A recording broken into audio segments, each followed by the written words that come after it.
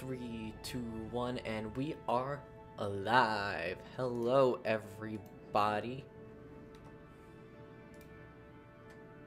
Let me announce this real quick.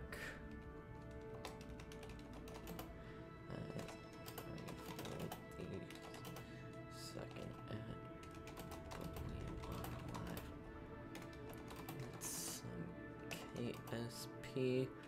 Come watch me crash and burn.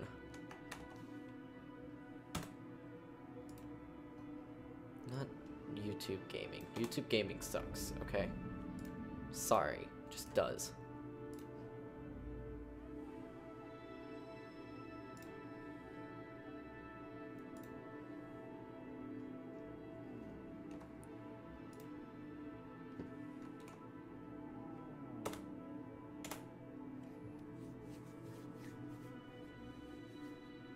Okay, and we are good. Nice. Cool. Sorry, I was just announcing everything. Should have done that earlier, but it didn't. Let me... Did that break anything? Okay, good. Did it?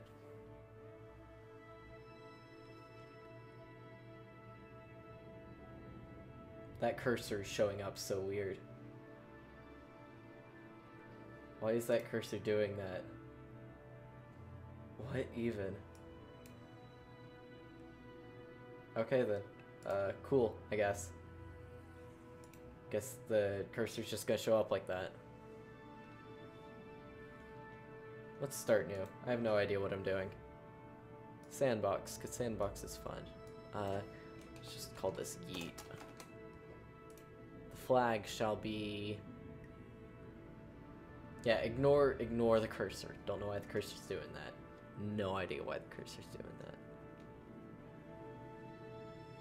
Research and development. Yeah, there we go. Under the name Yeet. Again, I've played this game like once. I have no idea what I'm doing, so you guys are gonna have to help me out here. Oh boy, it's going to be a process because I am going to be blowing up a lot of things all at once, and it's not going to be pretty. So, what was that? I don't know. But welcome to the Space Center. Nice to meet you. I'm Gene Kerman, Flight Director, and your guide for this quick introduction. This is the Space Center. From here, you can manage all aspects of the space program. Feel free to have a look around, hold the right mouse button to move the camera, or use the arrow keys. Right-click over the Space Center facilities to view more about them, and left-click when you are ready to head inside. If you need more information, check out the training menu on the main menu. Thanks, I've got it. Fudge. I don't know what I'm doing here. Oh, it's borderless too. Oof.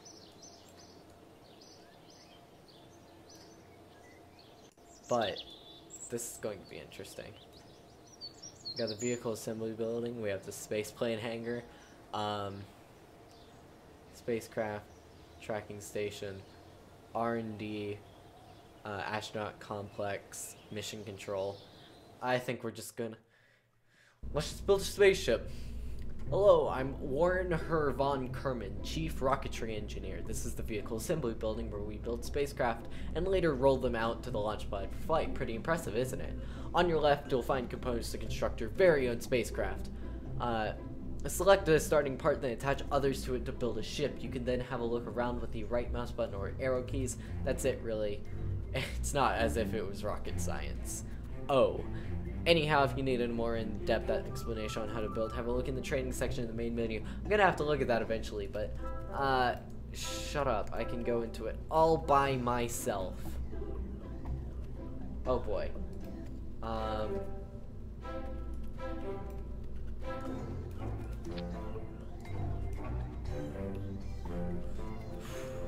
I have no idea what I'm doing.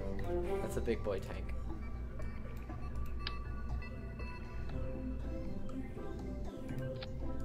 Just keep getting those big boy tanks. Okay, zoom out. I want to zoom out. Let me move some stuff. That was my drink. That was just moving.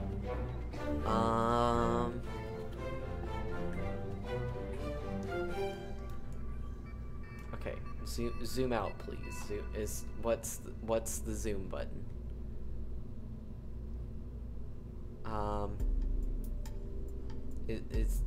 Excuse me. Sir, is there a zoom out button? Sir? No. What is this? Back to simple mode. Back to simple mode. Center of thrust is non-existent. Center of mass is right in the middle, which is good. Aerodynamic overlay, non-existent.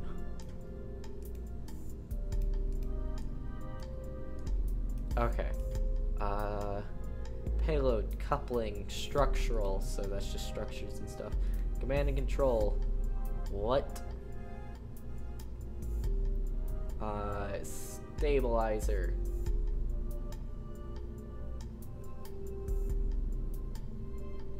What is this? Let's just put some stuff on. Let's just throw some stuff on. Hope for the best. Oh boy.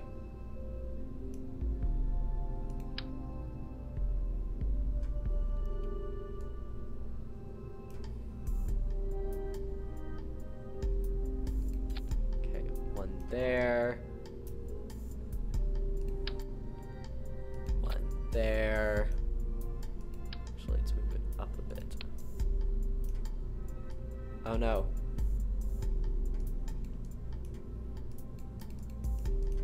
Is okay. Can I delete it? Can I? What am I doing? You know what? Let's just. I'm going to have to take the training course, cause oh boy, training. Show me that training. Getting started in basic construction. Oh boy. Welcome to today's lecture on vessel construction. I'm Orhan von Kerman. Whether you want to put a satellite into orbit, make a transcontinental flight, or step onto the surface of the Mun, you're going to need to start building yourself a ship. Should be pretty even if you're not a famous rocket scientist like myself. In this tutorial, I'll first show you around the Kerbal Space Center, and then we'll take you to the Vehicle Assembly Building, where you'll learn how to construct a simple ship. We'll cover adding and removing parts, what the parts do, how to change the performance setting of the parts, which have that option, and how to control the staging, which is all good, because I need that. At the end of the tutorial, you'll have a craft fit for a quick hop from the launch pad. At each step, I will lock out all controls other than the ones you need for that step. If you still manage to mess up, you can press the back button to go back and fix things. We're now at the Kerbal Space Center. I'll give you a quick rundown of how to get around. The KFC for short, is home to the pinnacle of Kerbal endeavor and achievement for space explorations. Using the facilities you can see here, you will be able to manage your space program, create rockets and planes, track your Kerbal explorers as they roam the solar system, find exciting new uses for explosive substances, and in case of emergency, hire more Kerbals. To find out about each of the facilities, you can hover your mouse over them and the facilities buttons. If you need to repair the structure, I've broken the vehicle construction building once. In my first ever gaming video, actually. I'm probably going to look back at that and go, wow, that was garbage, along with all my other videos. If you need to repair the structure, you can do this by right-clicking them. Take some time to hover the mouse over the buildings and see what each are, and when you're ready to enter the vehicle facility. Yes, okay, just get me in. Just get me in. Very good. What you see in the middle of the screen is the construction area. This is where the parts are placed and your craft is constructed. On the left side of the screen is the parts toolbox. It will show all the parts you have available in each of the different categories, once there are any to pick, that is. If you want your craft to be controllable, you need the command module. And it's best you make that be the first part you place. This part will either contain some plucky Kerbal crew and an automated pilot mechanism. As we're just starting, there's only one choice. Go ahead and pick that command module from the pods. Okay. After at least one part is placed, you can look around with the following controls. Orbit the camera, right mouse drag, camera up and down, or shift. Oh, it's shift. Okay. That's how to go in and out. Cool. If you'd like your pilot to be able to make more than one flight, he/she will have to return safely to the ground or water on Kerbal. Parachutes are a simple way to make sure that happens. They can be found in the Utility tab. When you're choosing parts, you can view the details of the available parts by hovering over them in the toolbox when the info is available. Most parts have an additional information window that can be opened with a right click. Note that the parachute states that the effective diameter in each state and what the maximum safe speed for deployment is. Go ahead and click on the where's the utility? There we go. Okay. Move it to the top of the command pod, so the green sphere. Oh, I can move that around. That's cool. So the green sphere, click again to attach. There we go. I did it. Some parts, like a parachute here, will have configurable options. To see these, we need to right-click on the parachute attached to the pod. Do that now, and you'll see available parameters. Ooh. On the parachute, we'll see that we can adjust our altitude and atmospheric pressure, which to open, that setting can be quite useful on distant worlds. For now, let's check the opening height on the parachute is at least 1,000, because safety is the Kerbal way after all. For the minimum pressure slider, move it a bit to the right to 0.2. There we go. This setting prevents the chute from activating until the atmospheric pressure is above the configured value. On Kerbal, 0.2 is about 9 kilometers in altitude, so even if you stage early and arm the parachute, it will wait until then to activate. You can hide these options by right-clicking on the background scene or by picking up another part. When you're happy with that, we can proceed. Next up, we're going to make something that make us go. Click on the Engines tab, which is right there. Grab one and connect it to the bottom of the pod. Dead.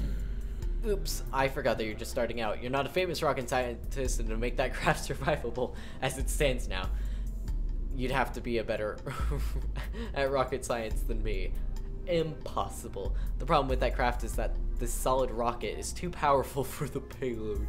It will either burn up on ascent from going too fast or burn up coming down. I want to see that happen. Even if you survive the craft's mass will cause it to fall too fast for the parachute to operate properly, and you need to hit the surface before it could stop you. Okay, I promise to teach you how to change to make it work in a later tutorial, but for now, let's continue. Well, at least this way I can tell you about removing parts. Pick up the back thumper, either drop it into the thing or press delete.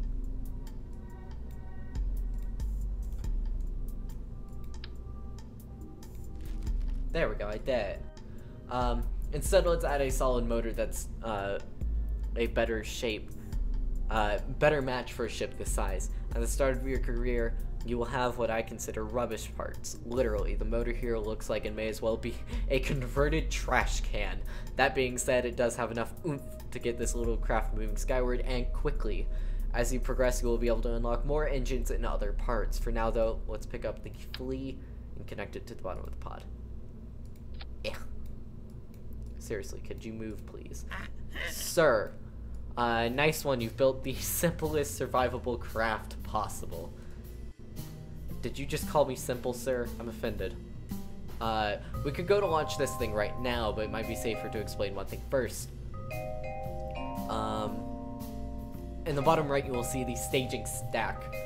It's the box with the number 0 and the icons for the parachute and the engine on it. This stack shows us which parts will be activated as we stage our rocket. What this shows is that when we activate the next stage, both the engine and the parachute will be triggered.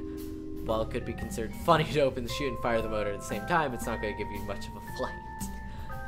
But that's what we're looking for here. Content. Content, okay? Content.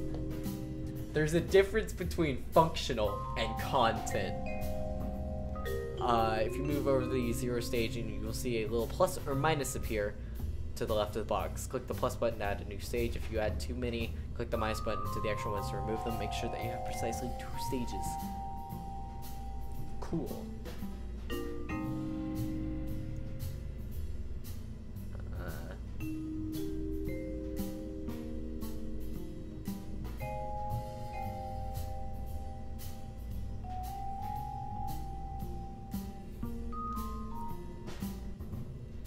If you add too many, okay, just gonna, move the parachute down. Okay. If you make sure you have precisely 2 stages. I did it. Excellent. So our first stage will be, oh, okay, that would be bad. If the parachute was first stage will be the stage 1, and our second one will be stage 0. Okay, cool. That's it. Now we have a safe and relatively safe craft that's ready to go. Let's make sure that if we need to test this design again, we don't have to build it from scratch. At the top of the screen, you will see a name for our ship craft. Untitled Spacecraft doesn't seem so majestic. Why don't you change it to be something more style, and you can add a description if you like.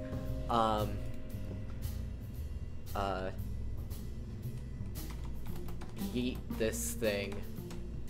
No. What should we call this? It go wee. And then it go wee. Yes, I'm happy with the name. Excellent work. Feel free. Oh, I can save it. I don't want to save this. When you're ready to continue, press the red button to the upper. How to fly this little craft, and then teach you more about the editor. Don't save. Screw that. My sweet. I'm looking at the training stuff because I don't know how to play this game at all, and we're making fun of it. Learn the basics of flying spacecraft. Yeah. Welcome to the Kerbal Space Center launch facility. I'm Gene Kerman, and I will teach you the basics of piloting a spacecraft. I trust you've already clicked the basic instruction tutorial. If not, I recommend you do so before going through this one. Today we will do a run of our through of all the important controls for your spacecraft. Our little hopper from your basic instruction lesson with Warren Her may not have seen all of them, but we'll do a full run through once and see how it flies. If you're ready to go, press next. Wait. Flying a spacecraft is all about being in control of a generally very chaotic situation. As a pilot, your main flight controls will affect your pitch, yaw, and roll of the ship. Let's look at those first. Pitch, yaw, and roll are the 3 different directions you will rotate your craft. To help you visualize these, we've taken a holiday snap of the hopper below. Okay, cool. So roll is the, like, spinning around. Pitch is, I guess, like, the forward and backwards, and the yaw is the, yaw. You control your ship's rotation with these controls. Up, okay, up and down, left and right, and roll. I want to spin this. By controlling the pitch, yaw, and roll together, you can keep the ship in controlled flight. Try it now and notice the indicator on the lower left side. As you can...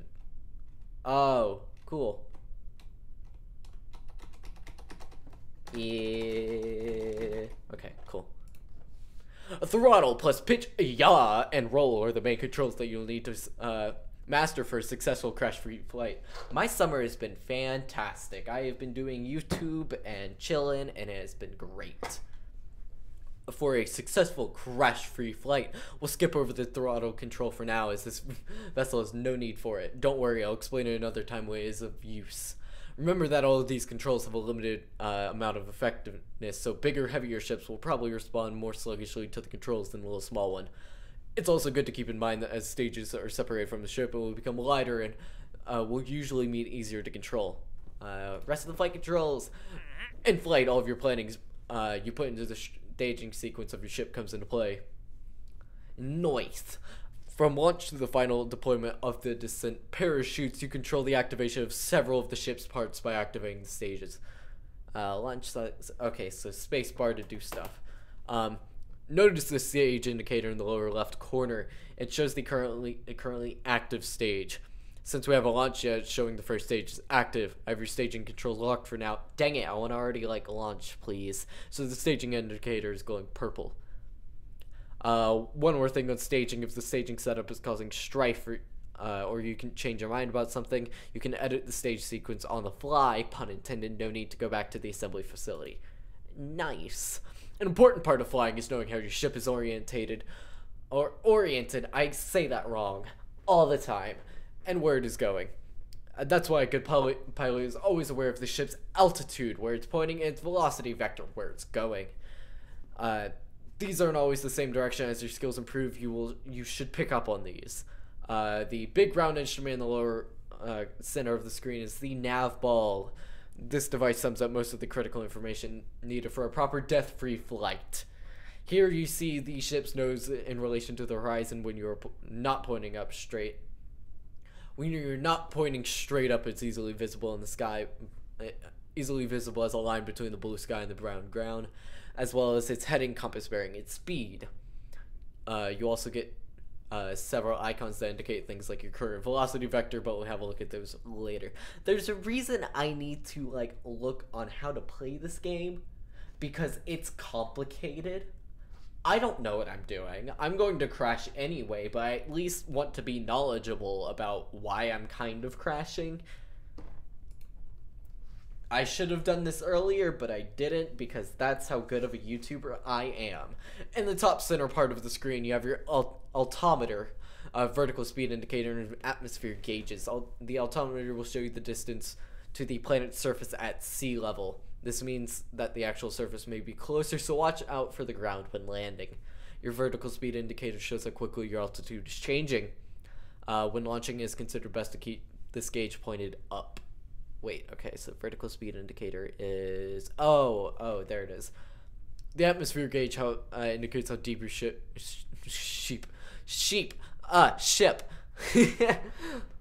is in the planet's atmosphere. This helps you know...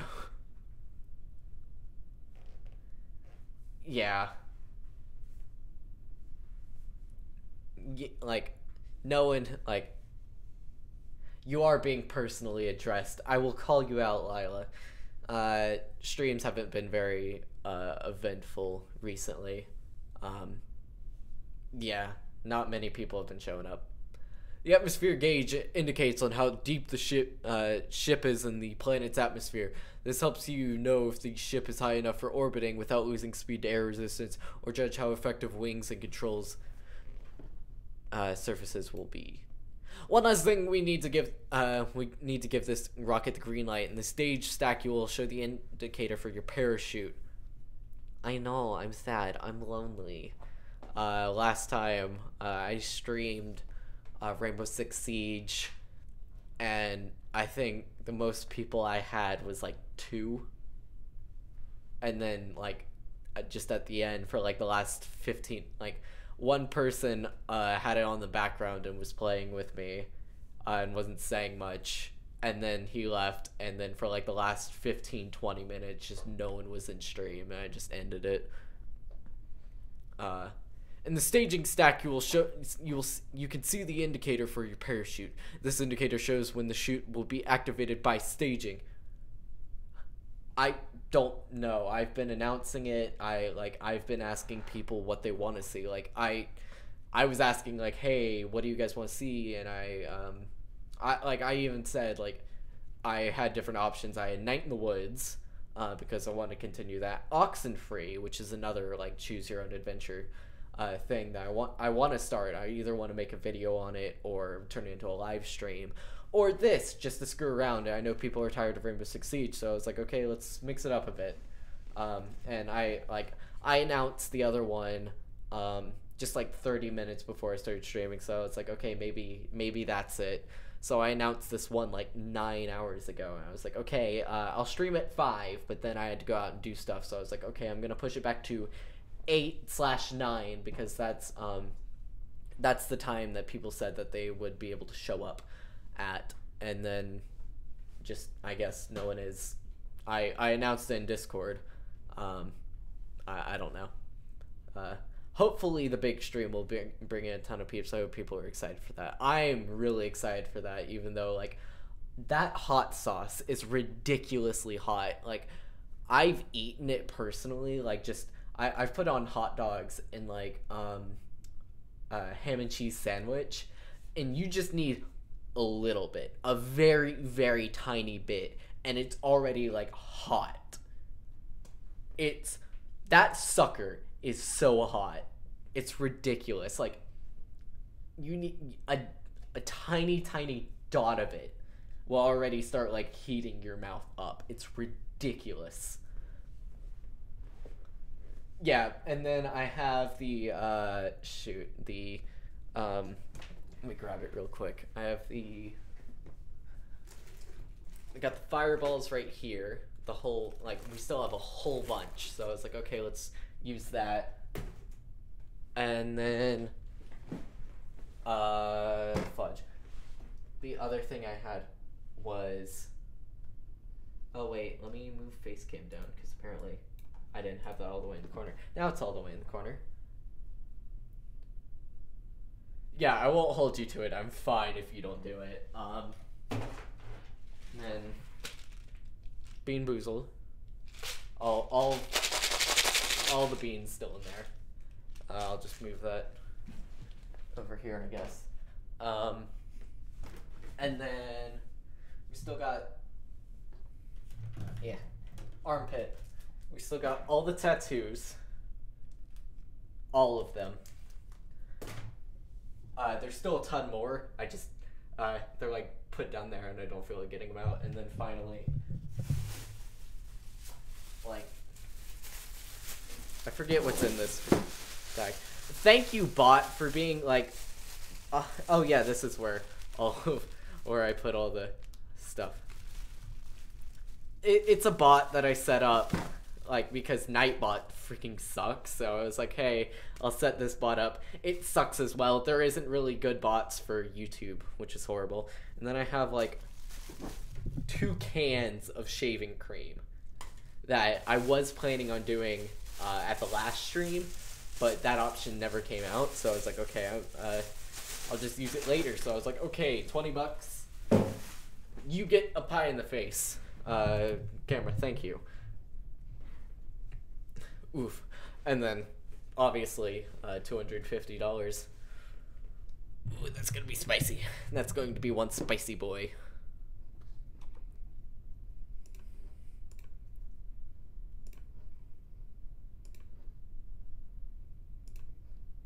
Okay. So then, the indicator. This indicator shows when the shoot spicy boy. The shoot will be activated by staging. You already know that, but the background will also change color to indicate when it's safe to stage the parachute. The foreground, excuse me. Oh, I just ate too. And the foreground, the parachute bit of the icon itself will change color depending on the parachute state. Note, however, by default, parachutes will not deploy when unsafe, even if you stage them. The left 3 shows safety, safe, risky, and unsafe to deploy. The chute is unstaged, white in the left 3. Wait, okay. Oh, yeah. The right 3 show the state after staging. Arm deployed and cut/shredded. Oof. Okay, so, yeah. Wait. Yeah, okay, don't do it. You're screwed. And then we have about to, it's good, you're still screwed. So basically you have both of these, you're dead. Okay, enough talk. I'll unlock the flight controls for you and you'll be clear for launch. At any time you may press escape to pause the game. The pause menu, you can restart the flight, or in this tutorial, and return to the main menu. For now, get yourself prepared and hit space when ready to launch. Only has a solid rocket motor and there's no throttle control, which is why we didn't do it. Okay, so what I want to do is I just want to hold like Q and E and just have it go woo. Okay. 3, 2, yeet. Spin. Spin, boy. It be spinning. Spin faster.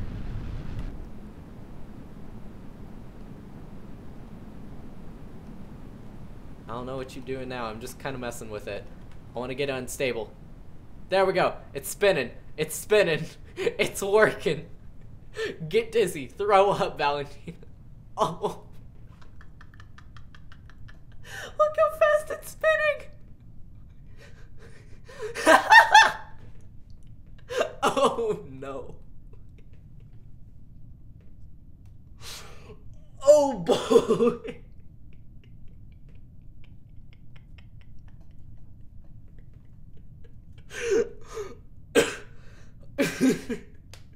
I should not be laughing this hard at it.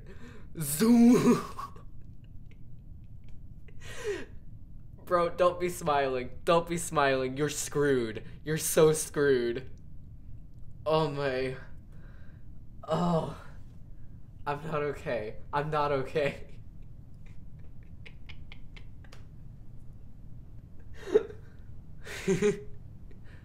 Keep going. Keep going. Keep going. Keep going. Keep spinning. Oh my goodness. This is so funny. I don't know why I find this so funny. I just do. It's on its way to Flavortown. It is so ready. I'm just gonna like open it. I still want you to spin. You can still spin. Thank you. It's still spinning. It's on its way to Flavortown. I'm still actually thinking about getting the oh, what's it, the sticker. The Flavortown sticker. I might get that and seriously put that on my my computer. I'm already thinking about getting a Danganronpa one from Danganronpa 2, which was an actual sticker in the game where it's like, shoot, what was it? It was like, I was born stupid or something. I forget what it was, but I want to get it purely because it's like, I'm a huge fan of Danganronpa, and then, I don't know, I just thought it would be funny to stick on something in my computer. It is still spinning. Spin faster, dang it, okay? If you are not throwing up at the end of this flight, I have not done my job.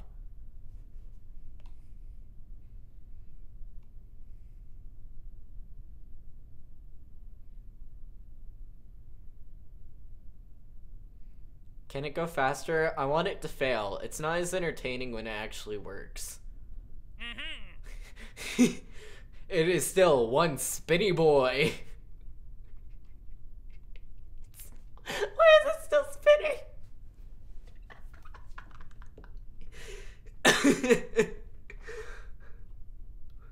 Zoom.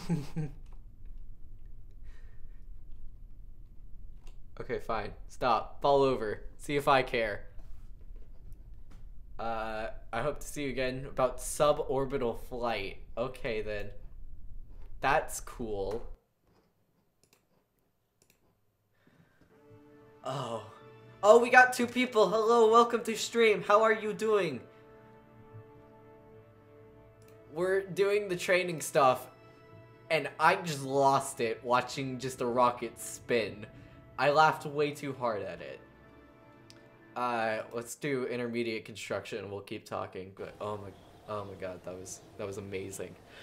Hello again. I'm glad you could come back. I'm not sure what voice to give this guy. He's like some German dude, but I can't do accents to save my life. Like my British accent or just any accent. It's just I dropped something. It's just garbage. It is absolute garbage. Hello again. Glad you could come back. Get started. Go ahead and enter the VAB, and I'll give you an overview of what building day. Here we go again. Now business. You remember our last construction tutorial, we covered how to build a simple hopper and some of the basics of the construction area. In this tutorial, we'll expand your knowledge of some of the more useful features of the VAB. We'll build more complex craft that will be able to get us out of the atmosphere. A yeehaw! At the end of like the thing, he just says yeehaw for no reason. To build our new design, let's start with the craft that we built in basic construction tutorial. Welcome. I have no idea, but we'll go with it. Welcome to the stream pager. We have 3. Oh my goodness. Build our new design. Let's start with the craft we built in basic construction tutorial. This one it's just called Hopper. This will save us a little bit of time. The accounting department is always happy when we save on time. Click on the open button in the top right corner and little Hopper. Then remove its thing. Okay, open Hopper. It go very wee. There we go. About new design, let's start with the craft that we built in the basic construction tutorial. This one's just okay. Wait, I just read that. Oops. You messed up. You can recreate the craft from the part list by placing the pod first, and then parachute on top of it. Note that throughout the tutorial, leave all parts you need available to be placed. If you delete the craft file somehow, close the load dialog and open again. And craft will be back every 5. Okay, should be good. I'll just take this off. There we go. Unlike last time, we won't be bringing the whole vessel back, so we need to change our parachute stats from what we used before. Right click on the parachute and verify that its deployment altitude set to 1,000 meters like last time, but also set the minimum pressure setting all the way to the right. Yeet. 0.75 atmospheres. This corresponds to an altitude on Kerbal about 2 kilometers and means that we can means a much shorter time hanging around during descent. First off, let's change the name of the craft and the description if you want. I already did that. Shut up, you stupid dude. Great, for this craft, we're going to give this just gets progressively worse. For this craft, we're going to give this ship some additional purpose by attaching a science experiment. We can run these experiments during our travels and get valuable science data for Kerbal kind. There are a number of science experiments to be performed, but at the moment we only have a mystery goo containment unit available, so it's science tab to look at it, which is right there. Clicked on, so it becomes gibberish. This is one of the most basic scientific experiments Kerbal science define when we want to try and understand. I mean, I don't even know I can call it. We feel how easy design how to decide really if we have only one. Okay. During a flight, our craft will be unbalanced.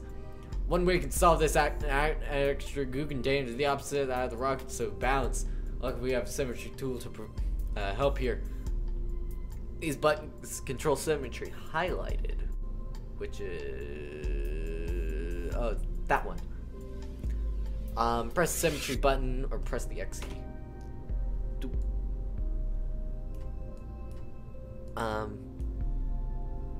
Set this to 2x, which is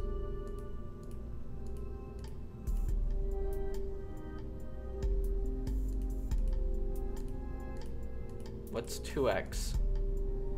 That?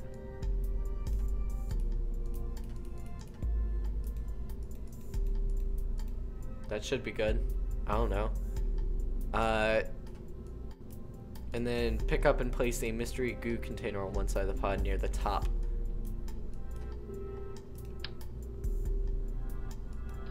Oh! Oh, that's cool. I never knew you could do that. Near the top, you'll also notice the second one has been placed the opposite of the first symmetry tool. You already placed a lone canister, pick it up, make sure your symmetry is set correctly, and then place it again so it has a duplicate on the other side. I never realized you could do that. If we had too many parts, if we had too too many more parts here. The craft we're making will be too heavy to survive re-entry safely and be too heavy to slow down by our parachute, leading to a sudden impact syndrome, which I want to see. I want to see stuff fail, but I need to know how to make stuff fail before we can go on. So we need to add a decoupler below the pod. Decouplers can be found in the coupling tab, which is right here. Let's split up the aircraft when we no longer need the lower parts. We won't be able to recover the discarded parts, but at least our craft and our Kerbal will survive re-entry and landing. Decouplers can be used in many ways, but for now let's just add one of the, just at the bottom of the pod. Yeet. Cool. I need to know how to make stuff fail. Yes, okay. Well done. You'll recall, I hope, that in the previous tutorial we had to adjust the staging stack when we added the engine to our earlier rocket. When you added a decoupler, the extra stage is automatically added to the stack, so any new parts below the decoupler won't be staged at the same time as those above it. You can, of course, still move these around, but hopefully this will save you some time as you go. This time we are going to be using a liquid propellant rocket engine, which is, I guess, over here.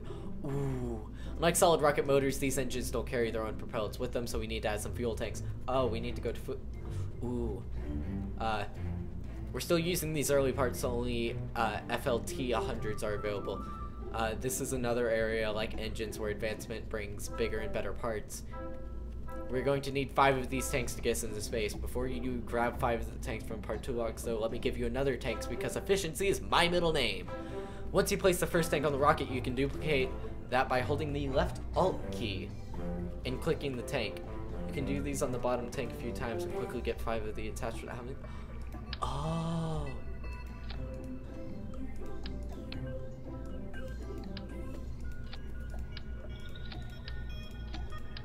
That is nice. I never knew that. Yes, I did it. Good, now switch over to the engine tabs now. The swivel engine you see is different from the fuel we used before. It is a liquid engine and needs and burns both liquid fuel and oxidizer, funnily enough. That's why we just added, that's what we just added to the rocket. Add it. Hashtag like Spike. Yeah, I'm always free. Shut up. I can be free when I want to. I'm not the hypocrite. You're the hypocrite. No, you. I'm sorry. Oh, by the way, Wisark, let me give you the moderator. Wait, let me go to... Because I say you are. That's how this works, okay? Let me try to... let me go to my channel stuff and then make you a moderator, because I haven't made everyone mods yet. No, you. That is the ultimate comeback to anything. If you ever get into an argument, you pull the no you card, insta-win. You have just ruined your opponent's life. Yes, Wisark is a moderator in my Discord. So I need, okay, please, could I, like, manage moderators? Could I add someone? Okay, I need to, this is making it more complicated than it needs to be. Okay, am I going, why can't I click on you? Oh my goodness, I'm going to have to go to your channel, and I'm gonna have to freaking copy it, and I'm gonna have to paste it, and I'm gonna add you, and then I'm gonna save, and now, there. Okay. That, I don't know why, it's usually I've just, like, could just click and boom, you're moderator, but apparently no, you gotta be complicated and everything. We're almost there, and you're doing fine. Maybe not as speedily as someone of my caliber. Shut up, though. I don't need your insults. Last thing we need to do is give this rocket a little better stability. Oh, thank you. You're welcome. I still need to give some other people moderators, but I'm too lazy to like actually go out and try to find their channel stuff, and we'll just wait for people to join and then go like, hey, I need to add. Last thing we're going to need to do is give this rocket a little better stability, so it keeps going the way we want to go. We will achieve this by adding some fins near the bottom of the rocket aerodynamics tab, which is right there. Set the symmetry mode to 4 times, which is that one. Also turn on angle snap. You can. Oh. Drop basic fin on the tank.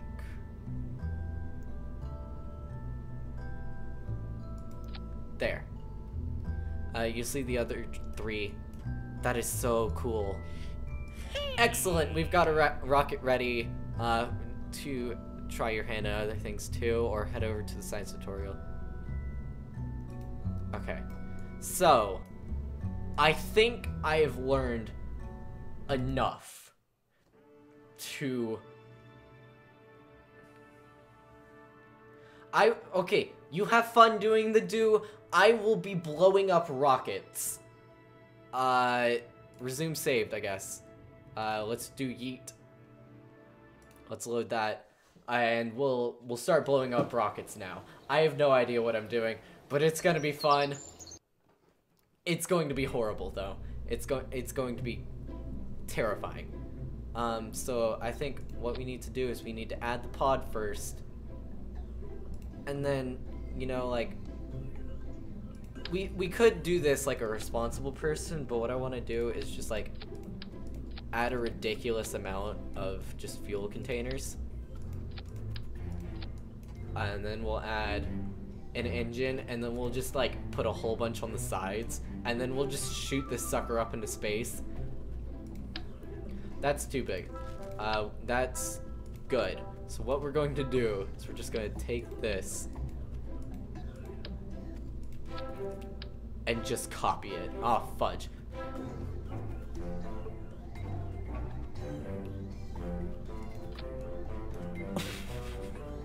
Please let me do this. Please let me do this. Please let me do this.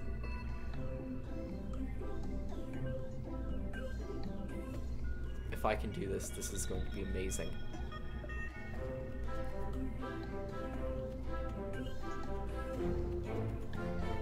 What is this?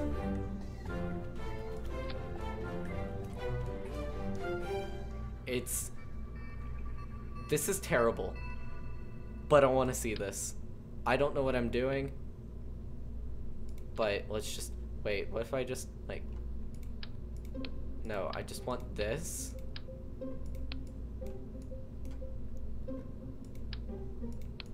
Okay, let me just delete this. I want my thing in the middle, and then we'll just going down on each other.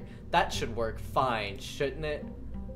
We have the inline, so what we need to do is we just need to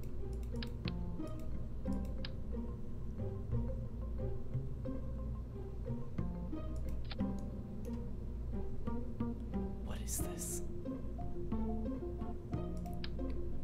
Okay, well,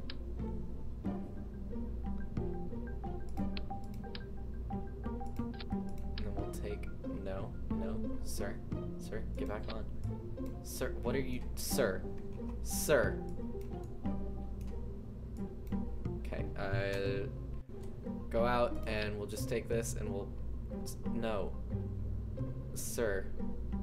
I just want you to be put on top. Okay, fine, we'll do that, and then we'll copy one of these, and we'll put it on the other side. I just want... Sir! I just want one to be put on... Fine. Is this...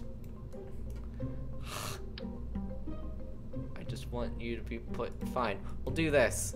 Screw it. Let's launch this. I don't know what's gonna happen. You don't know what's gonna happen.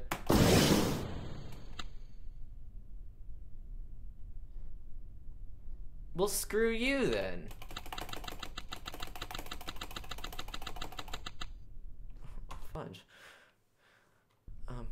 That was very disappointing. What do we...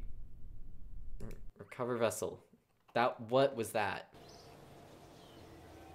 What was that? No, that was horrible. Why did you do that? Do I need better engines?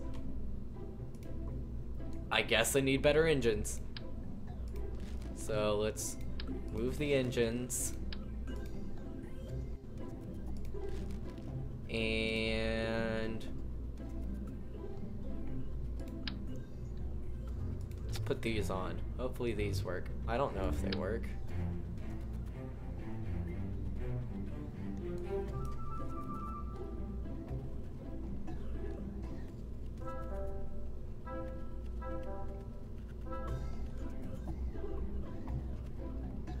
Just get... What are you, sir?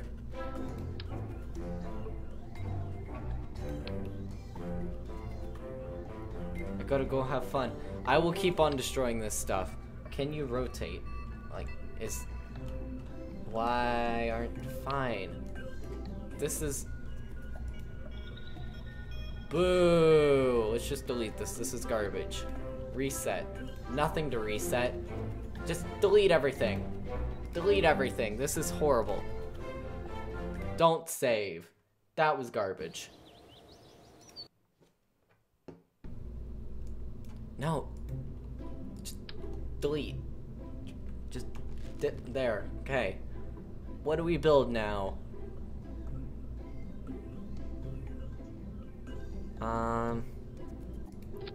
We'll just start with the basics, I guess.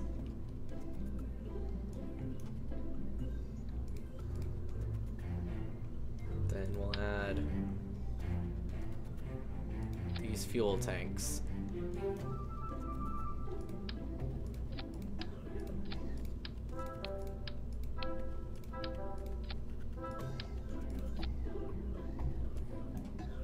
And then what we do is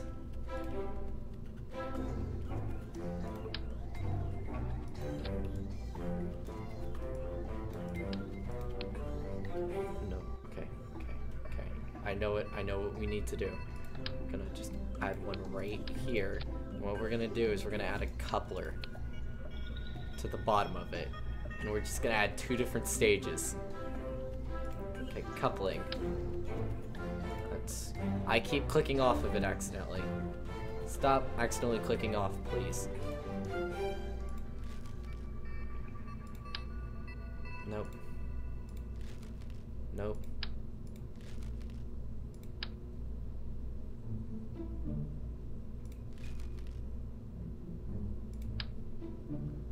I just need there we go. Okay, thank you.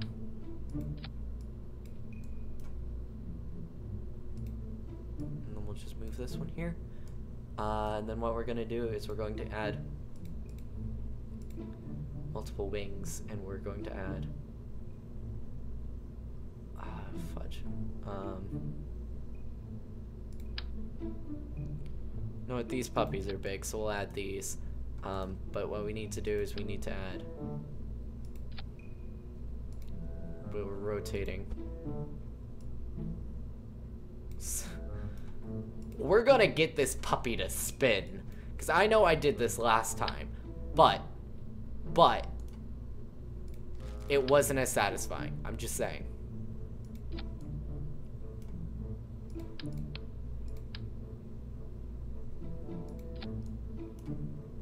So we have these here. We don't need these big wings. We just need some, like, there we go, these smaller ones, and we will just rotate them a bit. This sucker's gonna spin so well. Launch. This guy's gonna die. This guy's gonna die. Trust 2-1. Go, go, go, go, go, go, go, go, go. This is going so beautifully. Why is this working so well? Oh, it's spinning out of control. I see the wobble. I see the wobble. Wobble. Oh no. Oh no. Oh no. Oh no. We are having some issues here. Flight command. Houston, we have a problem. Disconnect. It's gonna keep on spinning. But now we need to fire this one. Now are you gonna like... I need you to go up.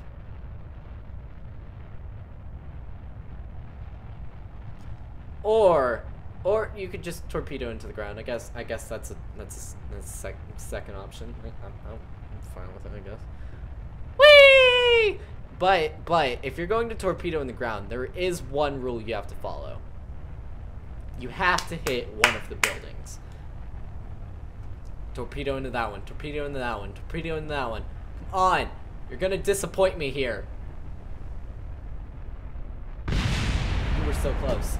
You were so close. Catastrophic failure. That's how I like it. Vehicle assembly. That's how I like it, though. Okay, so what we're gonna do is,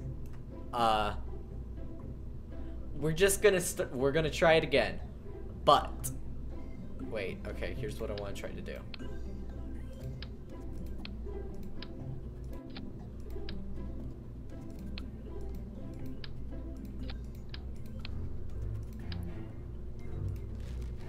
We only do the big guns here. We don't need that big of a one, so what we're gonna do is we're gonna put like the fudge, wait. I'm gonna put the... I need to go in. And put the big boys in.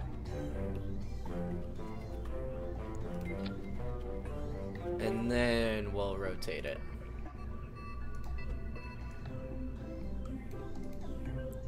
There we go. Now it's ready to launch. Now it's ready to launch. Only now. Okay. Spin. Be spinny boy. But now it should be better because it can't break in the middle. Now it's just going to spin.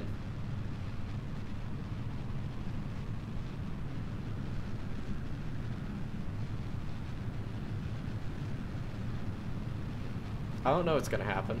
I'm just hoping for the best. I want this sucker to die.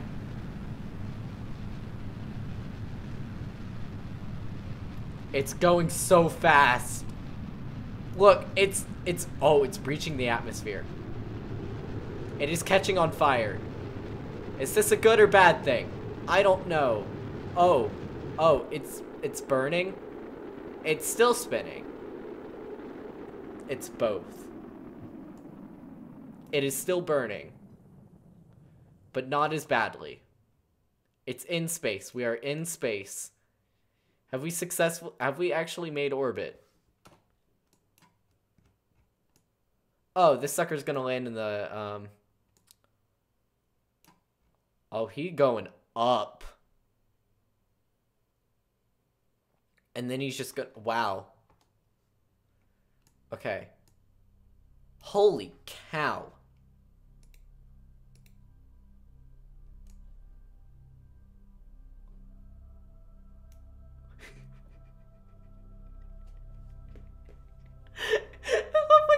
The majestic music as this thing is just, ooh. I've played games like these before, just like not helping.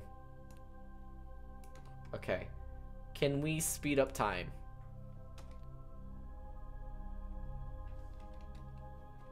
How can we is there any way to... Oh, there we go.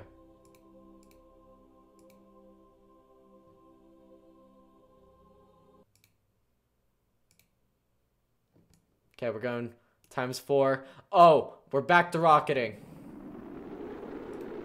Oh no. Oh, what is going on? Okay, it's gonna rocket into a mountain. Do I even RCS? I don't know what that means, so probably not. Hello, welcome to stream, Liam. It's just gonna rocket into a mountain. This is it, man. This is it. This is your fate. Have you accepted your fate? How have you not thrown up? I think that's the most impressive thing of all of this, is that you haven't thrown up. Nope, I don't, because I'm just planning on killing this guy. Whee! I made that sucker spin.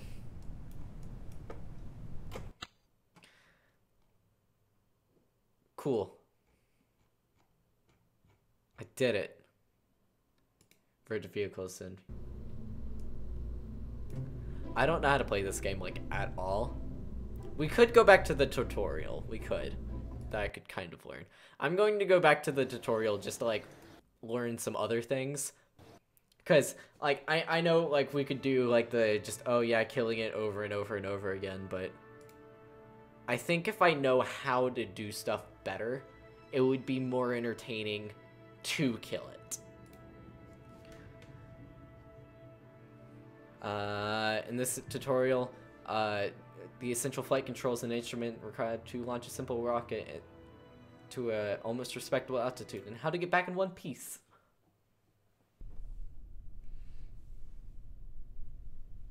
Learn via killing. Yeah, true. But I don't know how to do literally anything. Like, at all. I've touched this game, like, once. Space! Hello again, glad you could make it back. Today we'll take an exciting step getting our first Kerbal into space with a capital S. Hopefully you remember the controls that we discussed in the basic flight tutorial, but don't forget you can always press escape and view the key binding buttons for... Okay, sorry. Your mission today is to make a short suborbital, less than orbital flight over the out over the water to the east. It's a nice arcing path that ensures a gentle, survivable re-entry. Straight up then straight down is not so good for survival. I set up a pink target indicator on the nav ball as an aim point, but do note that this is not the case for normal missions. Starting with the nose pointing straight up on the launch pad at 90 degrees elevation from the tilt east to 80 degrees elevation on the nav ball by 150, start at 150, tilt east to 70 degrees by 400. After burnout, coast up into space, have a look around, prepare for re-entry. Okay, cool. Unlike Hopper on the first thing, in our first lesson, this new craft has liquid fuel engines. That means we can use the throttle to set the output power of the ship's engines. They're always controlled by the following keys. Shift up, shift down, max cutoff.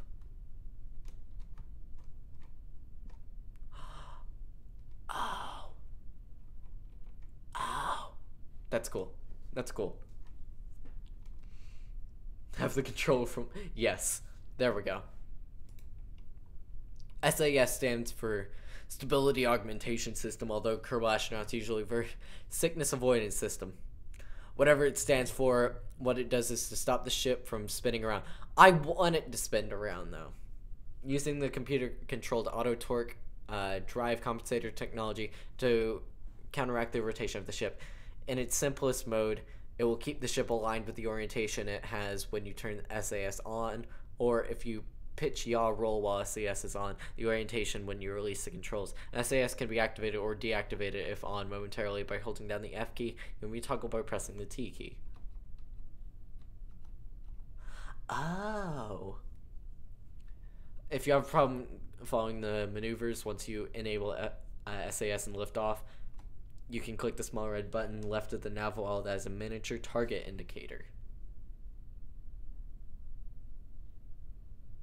Oh.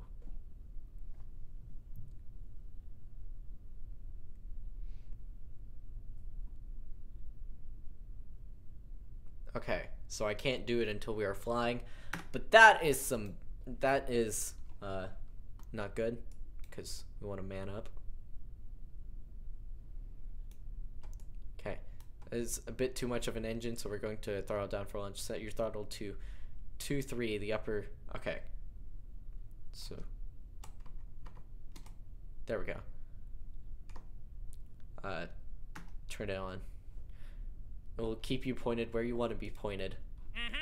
During this lesson, some of the information is quite detailed and can take a while to read. As this is a short suborbital hunt, I don't want you to miss anything important, so I'll place a warning at the top of pages. You might want to pause the game to read. Warning. Okay. Anytime you may press escape, enable the target marker on the nav ball. Give it a look to make sure you see it. Then let's get ready to light this Campbell. Double check your throttle set to 2.3, which it is. And SAS is disabled. And okay. Wait for a bit more speed. Okay. Follow the target market. Wait, where's 80 degrees? I don't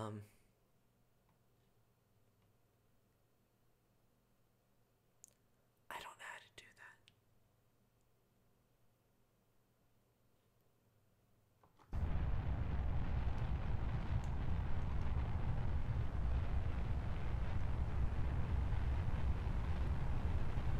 that. Hey, welcome. I don't know what I'm doing at all. Looking good. Let's turn a little bit. Oh.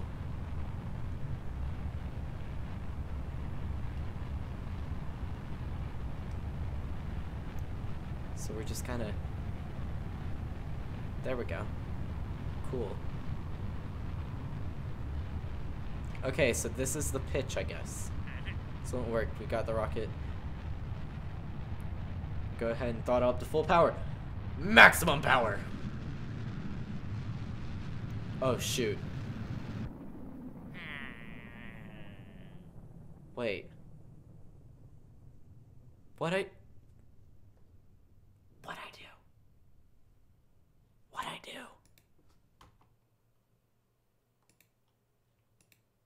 I don't know what I did. That is one zoomy boy.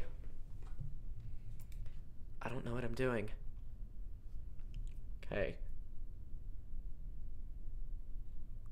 Tilt east.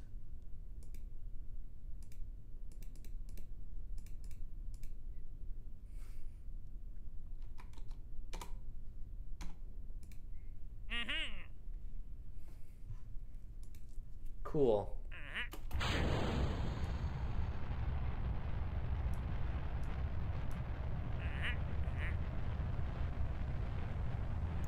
Oh, I was hitting the wrong button. Oops.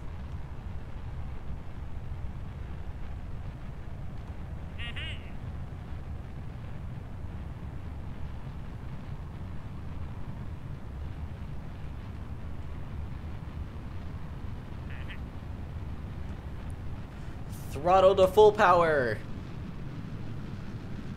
I didn't realize what I was doing. That was dumb of me. Oof. Yeah, sorry about that. I messed up. Oh. Okay, great work. You've succeeded in getting your ship on a trajectory bound towards space. Now set your target indicator to align with the velocity vector. That will minimize drag by turning the smallest side.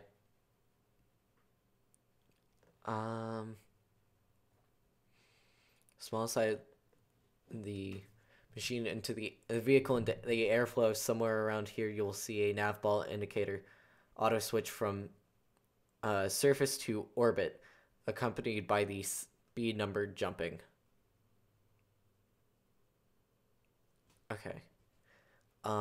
Go ahead and switch back to surface mode by clicking it until it says surface again. You might have noticed some flickering flames near the end of our burn there, which is due to the high speed of your craft in the atmosphere.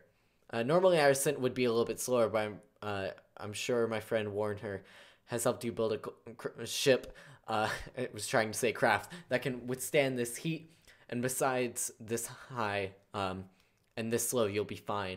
If you want to have a look at your trajectory, you can switch to the map M key and have a look on your projector path. Just remember to come into flight mode again. Okay, cool. Oh.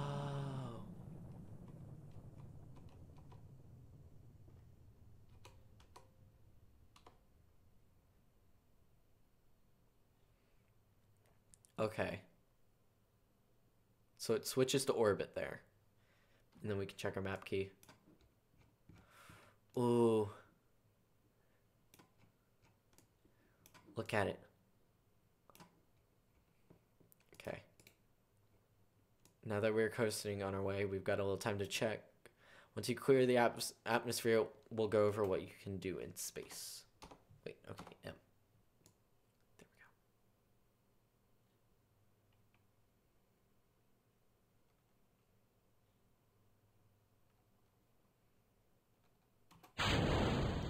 There we go. Okay. Should probably just let that go. There we go. Okay. Cool. That is one zoomy boy. Okay, so I can speed it up by warping. Oh, I can't warp. Okay. While we float up here beyond the atmosphere, I'll quickly tell you about a couple of things. With advanced enough astronaut complex in the KSC, we can train our Kerbals to be able to spacewalk or EVA. Although we won't be doing that on this flight. Also, when we are carrying science devices like our goo containers, we can perform experiments. Yeah, I have no idea what I'm doing. This, like, when I was reading... Okay, let me pause for a second. When I was reading about this game, the biggest thing, like, of warnings was, like, the learning curve is ridiculous. Where it's, like, it is a straight up line of... You need to know, like, you need to, like, do the tutorials, look at YouTube tutorials on what you're supposed to be doing in order to get some understanding of what to do. Because I've opened the thing, I've opened the sandbox, I never knew about the symmetry thing. There's just so many controls and options to where it is something that, like, completely simulates, like, space. It simulates rockets, everything. Like, it barely holds your hand. It's like, go, do the training stuff if you want, but it's tough. Like, it is a hard learning curve. Feel free to play with the goo containers now by clicking on them. Let you know when it's time for the next phase. Observe mystery goo. Ooh.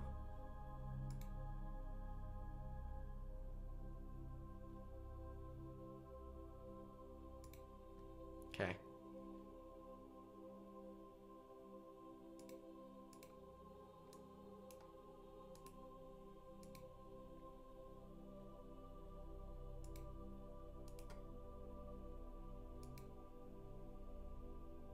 Okay. Oh, warning, detailed info. It's Kermit's space program. Kermit boy. Detailed info. Press escape to pause if necessary. As we near the edge of the atmosphere again, it is time to reorientate the pod. I always say reorientate. It's just reorient the pod to get ready for re-entry. We are only going to re-enter with the pod and shoot in the goo containers, but we're not going to decouple. Oh. Oh. Well, I've already decoupled it. Shut up. We're gonna continue.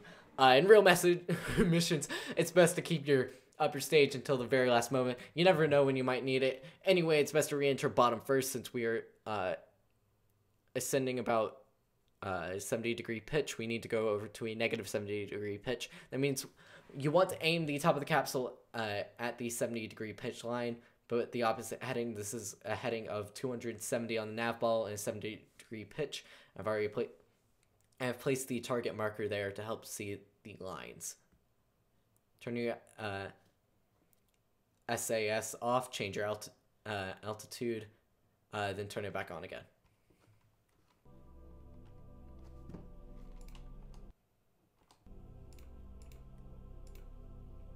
Okay, so.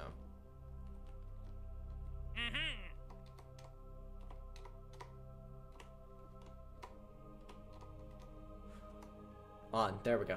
Okay, cool. Nice. Now hold steady at your new altitude. Let SAS do its job, and get ready to decouple. About that, sir, I may have messed up and was like, hey, it's just extra weight. We can let it go. Let's just decouple this right now. Oops. Yeah, I probably shouldn't have done that, but I did. During re-entry, with your prop orientated that way, drag producing items near the top. Aerodynamic forces alone will hold it to be. It's time to turn. Oh. Okay. Detailed info. You're now re-entering Kerbin's atmosphere. Make sure to keep all hands, feet inside the pod at all times. We don't want you getting burned or anything. Don't mind the flames. Warner is a world-famous rocket scientist after all, and built this ship. Yeet it. Yeet it hard. The name of this map is called Yeet, and we're just going to name all our spaceships Yeet. Like Yeet 1, Yeet 2, Yeet 3. I'm going to do something a little different. Remember in the construction tutorial where you design this vessel, you set the chute to not semi-deploy until 0.75 atmospheres of pressure. That means that the chute won't perform the first of its 2 deployment steps until then, even if you activate it by staging. Now, on Kerbin, 0.75 atmospheres means about 2,000 meters above sea level. And the craft should be traveling slowly enough by then that the chute will survive deployment. So let's take the bold step of arming the chute now, and let the smarts in there pop it at the right altitude. I know you can trust me. So we're just gonna pop it. There we go. Awesome. Okay. Escape again. Yeet the blank. Awesome. So while we set your chute to not actually semi-deploy until around 2 kilometers, we do look out for you at mission control. We do need to ensure that the opening height, its second full deployment step, is correct. You can even adjust these parameters during flight, so right click on the parachute now and check their settings. Don't touch the pressure sliders or bad things will happen. Sorry, I just ate. And make sure the full deploy altitude is no less than 1,000 meters, so you'll not have enough time to slow down. Once you're satisfied, just hang on until about 2 kilometers and watch the parachute trigger itself according to the settings we've chosen. While we're waiting, I want you to look at the bottom of the capsule. Note that you do not have a heat shield. You don't need one because this is such a gentle flight. Actually, a heat shield would make things much more dangerous on this craft because additional mass would be pushing the limits of this model of parachute. Yeet the Jack, yeet the Carl. Okay. So, no heat shield. That's great. Okay. Just gonna put this to about there. There. Okay, now we just wait, I guess. Go, go, go, go, go, go, go, go. Jebediah looks like he's having. Oh wait, you can't see him. Let me just.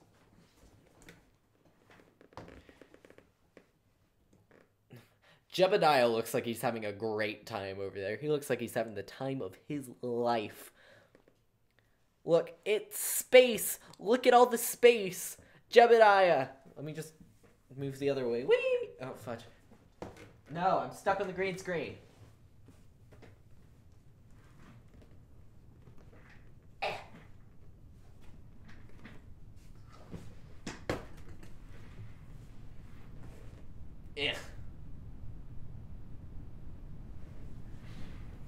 It's my plushie. Go, go, go, go, go, go, go, go, go, go. Okay, it's safe to deploy according to the background, which is good. So we aren't gonna die just yet. Look at him just talking. That's kind of creepy. I don't like that. Okay, cool. Go, go, go, go, go, go, go, go.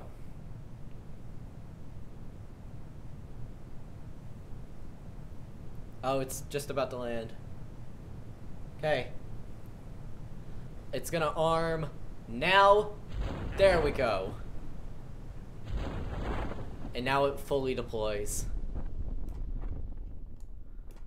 It did it. Look at it's doing its job. It's going down. Can I speed this sucker up? I can't warp it. And that's how Subnautica begins. Oh no.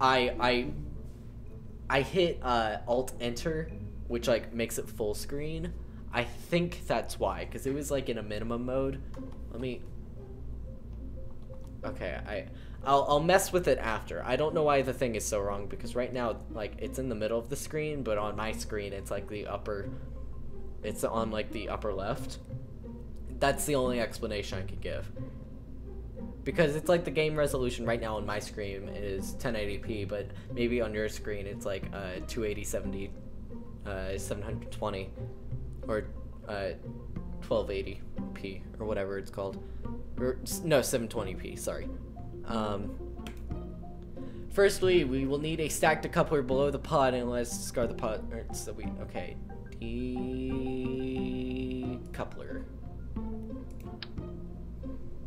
And attach it to the bottom of the pod. It's little red arrows. Point up.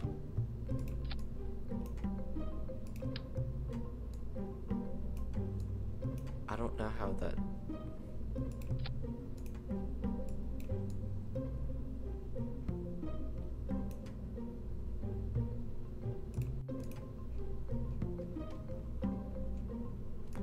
Oh, those arrows.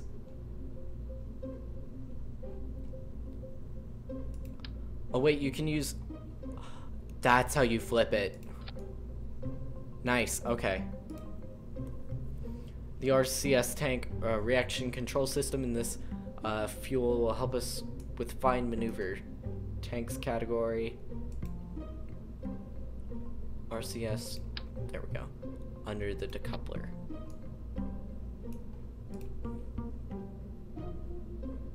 I don't think it's the full screen. I think it's the resolution. Try going to option.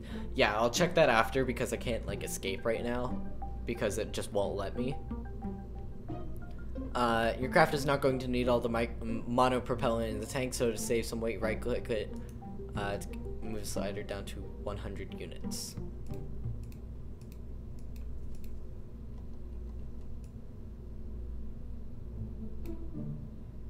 I can't get it. While large rocket engines use two propellants, fuel and oxidizer, RCS uses a single propellant. RCS is generally less efficient, but is good for small velocity changes in any direction, rather than just forwards like main engines do, and can be used to rotate the craft as well as move it. We'll be adding multiple liquid fuel tanks in this stage to get the right amount for the upper stage engine. We need an extra tank to offset the weight of the RCS. So add a tiny rocket propellant. Okay, that one. Then add a medium one below it. This thing is coming into form. 98's good enough. Or what? That was such a lame rocket exploding noise. Lastly, for the main parts of this upper stage, we'll add an engine. The Terrier engine produces almost no thrust at sea level air pressure, but is highly efficient in space. This makes it a good choice for upper stage, since the engine will not be activated until the rocket has reached conditions. If you select the wrong engine, you can always throw it away.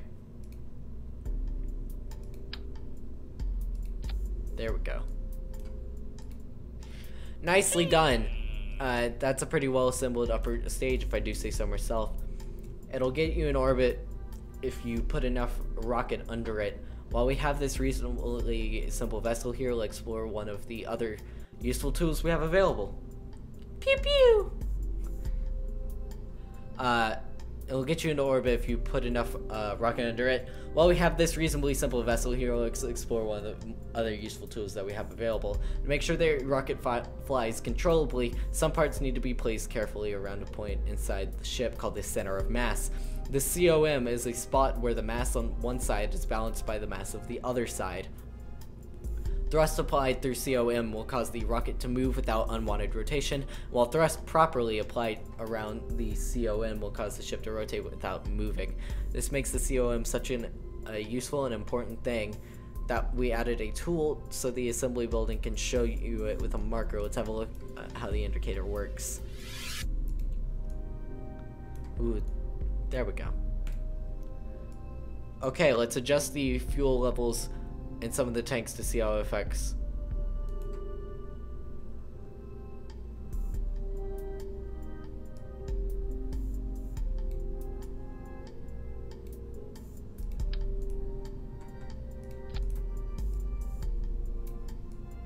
It moves it down.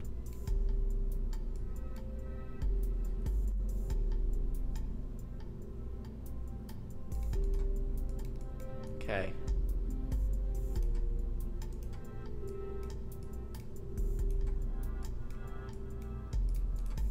Move the center of mass up.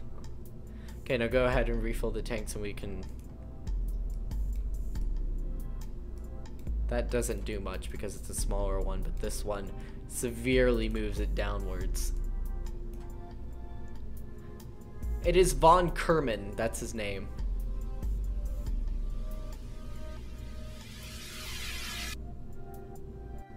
I don't know, Warnhan von Kerman, that's his name.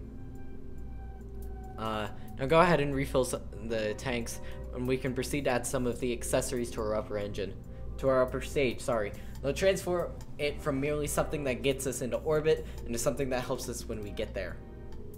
Okay, excuse me. I need to go get some water because, oh my goodness, my throat is hurting from doing voices. Just give me uno momento. I will be right back.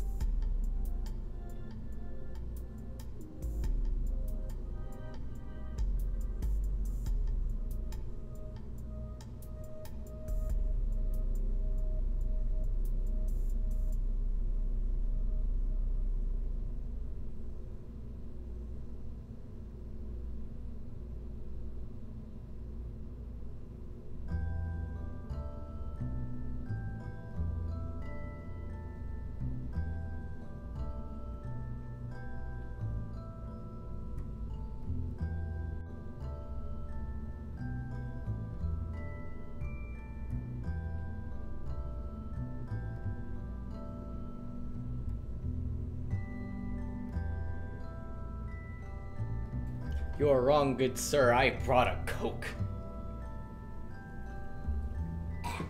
Okay. I do know about Phoenix, right?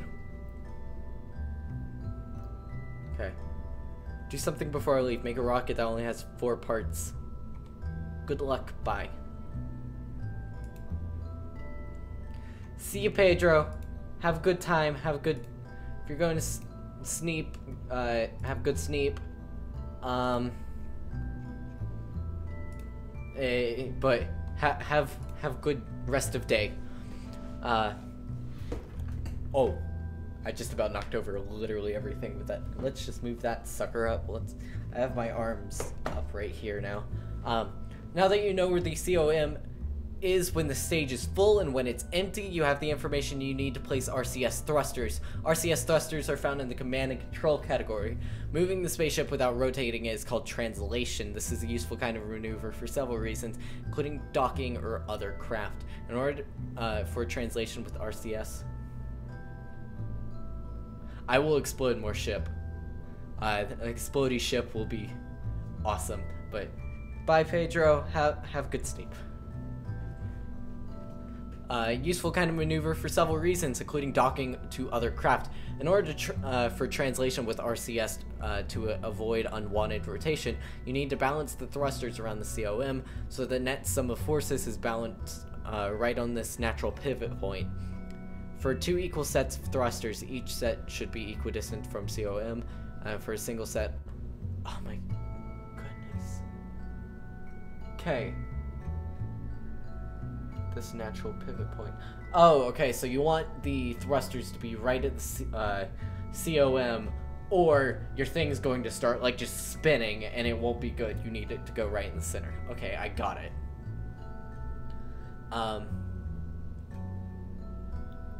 Oh, great. Okay, cool. For 2 equal sets of thrusters, each set should be equidistant from COM. What makes this complicated is that the COM changes during flight, as you saw, so you need to place the thrusters at a compromise point between the wet COM and the dry COM. Note that in career mode games, RCS thrusters don't become available until fairly late. In the meantime, the reaction wheel capability built into your command pod will probably be enough for turning it in space. The reaction wheels will not allow you to translate. Wait, okay. Command pod won't be enough for turning space the reaction. Okay, cool. I don't know what that's talking about. Okay, let's turn on the angle snap to... Okay, angle snap is on. To make aligning the thruster parts easier, do that by clicking on the thing. Ensure that we have 4 times. 4 times is now on. And then place a set of 4 RV... thruster blocks. What is that? Oh, those. On your upper stage.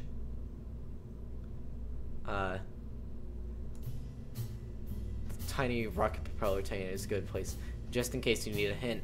If you don't get the placement quite right, you can also use the offset gizmo to fine-tune the precision.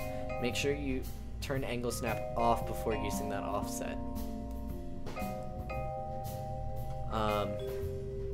This is so complicated. You will want fine adjustments for that, and with snap turned on, the adjustments are anything but fine. Click the offset mode icon in the upper left, just to the right of the part list.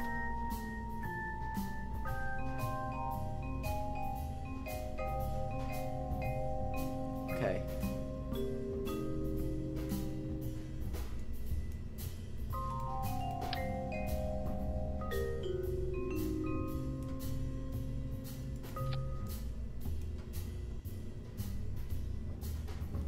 Okay.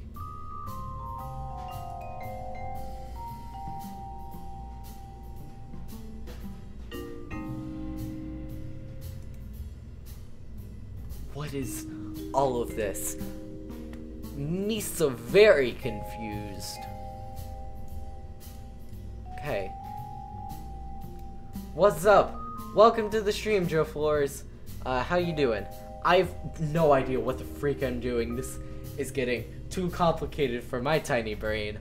Oh boy. Click the offset mode icon in the upper left of the main editor window.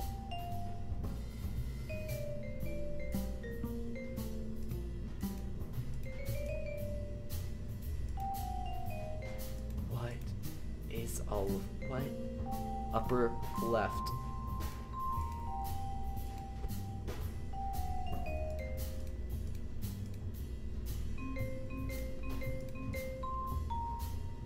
Okay. You can use the offset gizmo to fine-tune their position. Make sure you turn the angle snap off before using the offset. What is angle snap? What?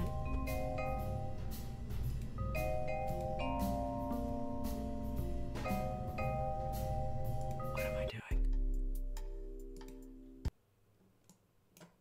What is this?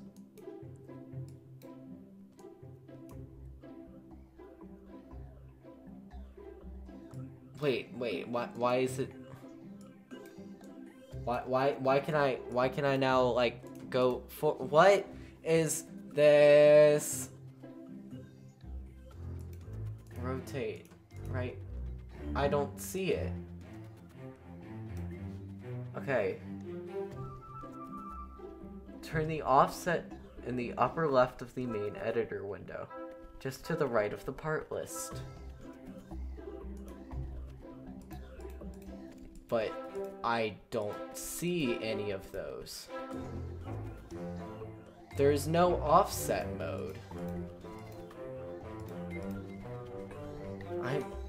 Let me look this up. Where is offset mode in Kerbal Space Program? Oh, what?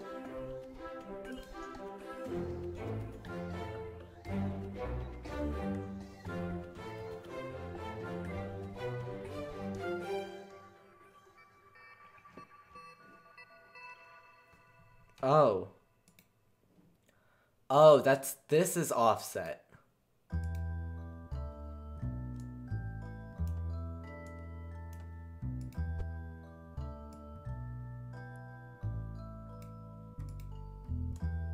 Okay, so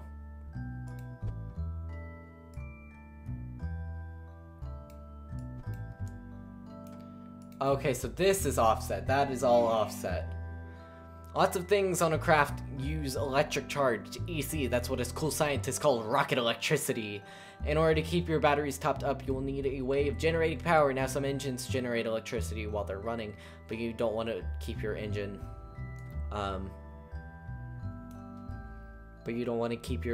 running in orbit. Your orbit would get all kinds of messed up and you'll run out of propellant. Our command pod has some batteries built into it, but to be safe, you can add more batteries and you can add solar panels. We're going to do both. Switch the electricity, which is right here.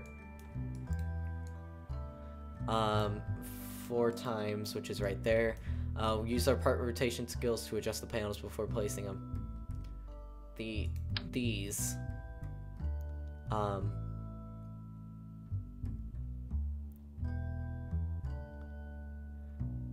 Lower end of the fuel tanks. How about that? That's pretty good. And then the batteries between those. Yay, I did it!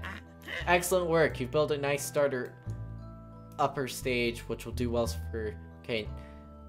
Oh boy, oh my goodness. Now we need to work on getting it up into orbit. And for that, we'll build the lower part of our stage. That was just the upper stage. In comparison to the upper stage, it's quite simple. Just a couple of tanks and an engine. That won't be enough, however, and we'll add some boosters too. I'm changing the name of this stream to My Tiny Brain Can't Comprehend This Madness.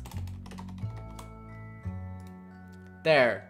That should be good, because, oh boy. Holy cow. What is even going on? Okay, cool. Add another, decoupler. There we go. Notice how you got, a fairing is placed around the engine. This will get jettisoned automatically. We now need to add fuel tanks to our lower stage. Add 2 of the medium... Okay, so we need to add 2 of these. And we can alt-click. There we go. Okay. And let's zoom out a bit, because we're going to get big here.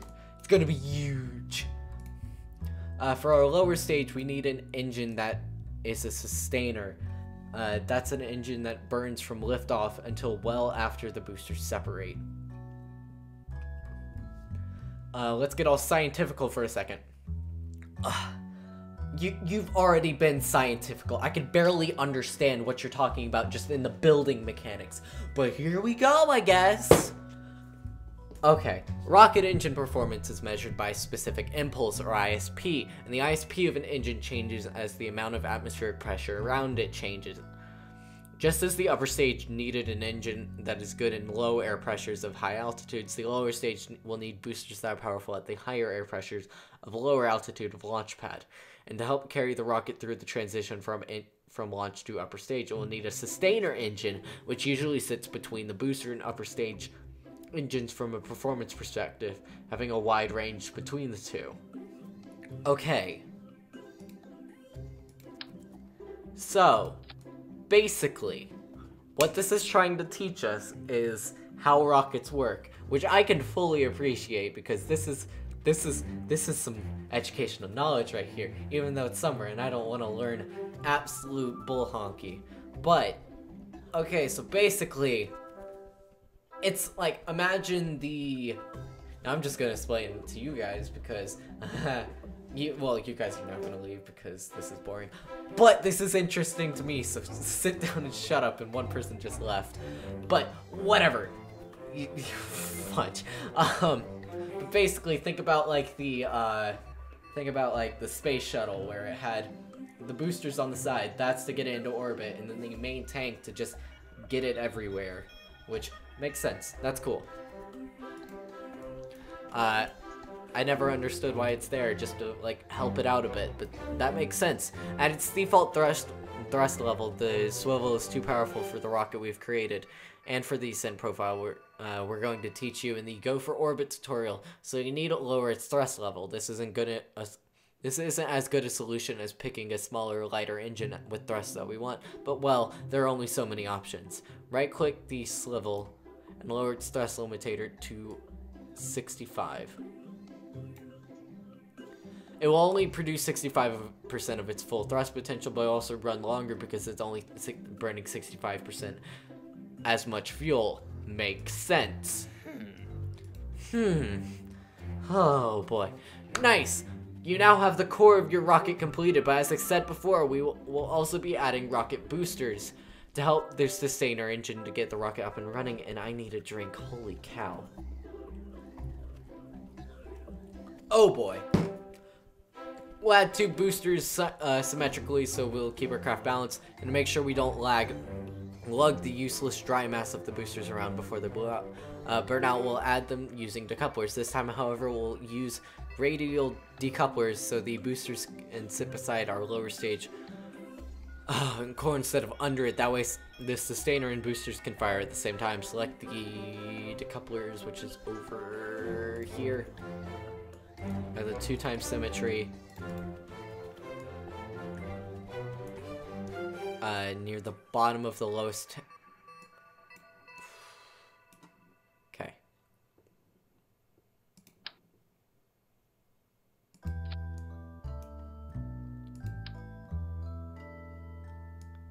Wait, okay, I want to add it right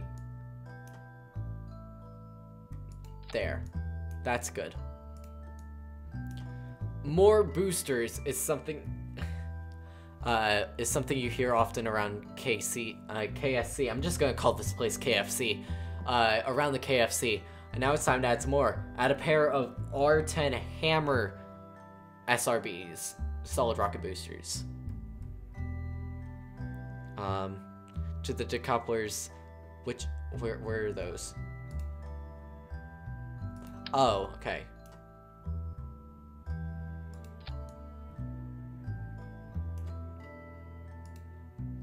Unlike liquid fuel engines, you can adjust the throttle during flight. Once you light an SRB, it burns at a consistent thrust until it's out of fuel. We can, however, use the throttle limitators as we did before on the swivel to set that constant thrust before we roll out to the launch pad. Right-click on one of the SRBs and change its thrust limitator to 50. There we go. Do note that changing a tweakable value on one part that has been placed using symmetry will have the same change applied to its symmetrical counterpart.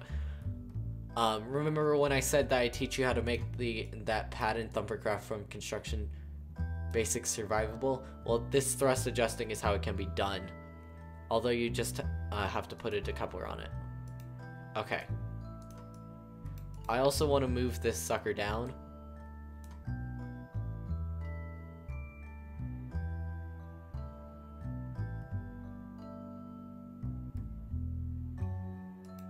There we go. Okay, now it's at the same level. That helps me. This looks very, very but we'll that looks very very I think erect is the right word. Oof.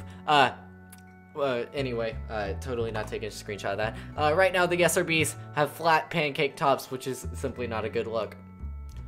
Oh, and bad aerodynamically. Nose cones are in the aerodynamics category, and you can pair them by adding +2 symmetry. There we go, now it looks nicer. It's still very erect.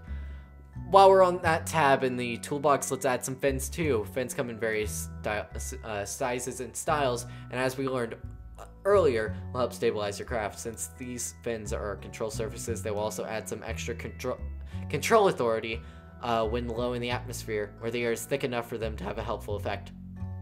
Add the AV R8 winglets at 4x symmetry near the bottom of the lowest fingertape at the lowest stage. Make sure they don't intersect the decouplers and the SRBs. If they do overlap these parts, any flight will be interesting but exceptionally short. So okay, cool. So change the sucker to 4x.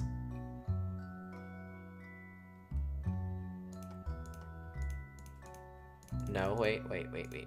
There we go, 4x.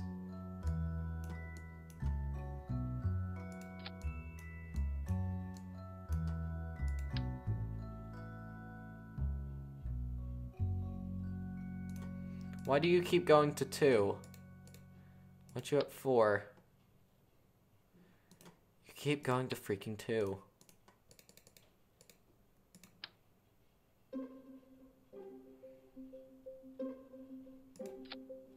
You know what? You know what? Oh my goodness. Okay, fudge. Could you, like, stay at 2? Stay at 4, please?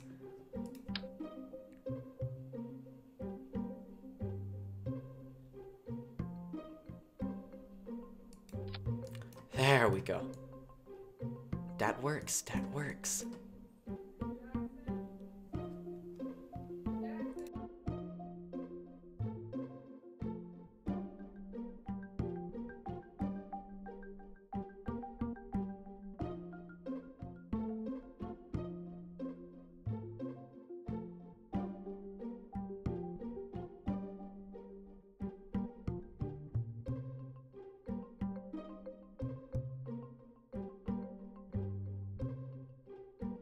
Okay, sorry, I'm back. I had to deal with something real quick. Okay, now back to this freaking thing. Okay, this looks good enough. Excellent. We've now got all the components on our basic orbital rocket, but let's run through a few extra things before we call it a day. Firstly, we should review the staging stack to check the order of actions and parts displayed there. It's lucky I've highlighted this for you because the SRBs are set to fire before the sustainer, and that just won't do. You won't have enough thrust to get off the pad that way. Move the swivel staging icon down to the same stage as the SRB.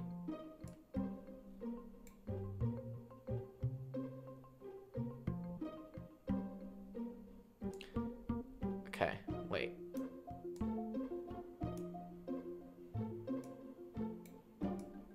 Oh, that's what it wanted me to do. Okay.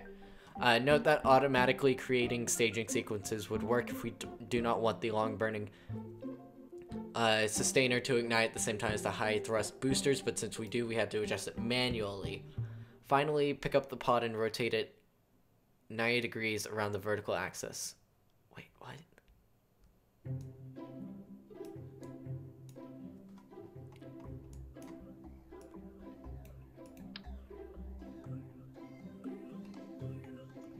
Oh, okay. Hello, Mr. Cat. I'm building rockets and being very, very confused, as you can tell by the title, because holy cow. What? It's complicated. It's very, very complicated. It's overly complicated. Parts in the VAB are oriented to the airline north. We always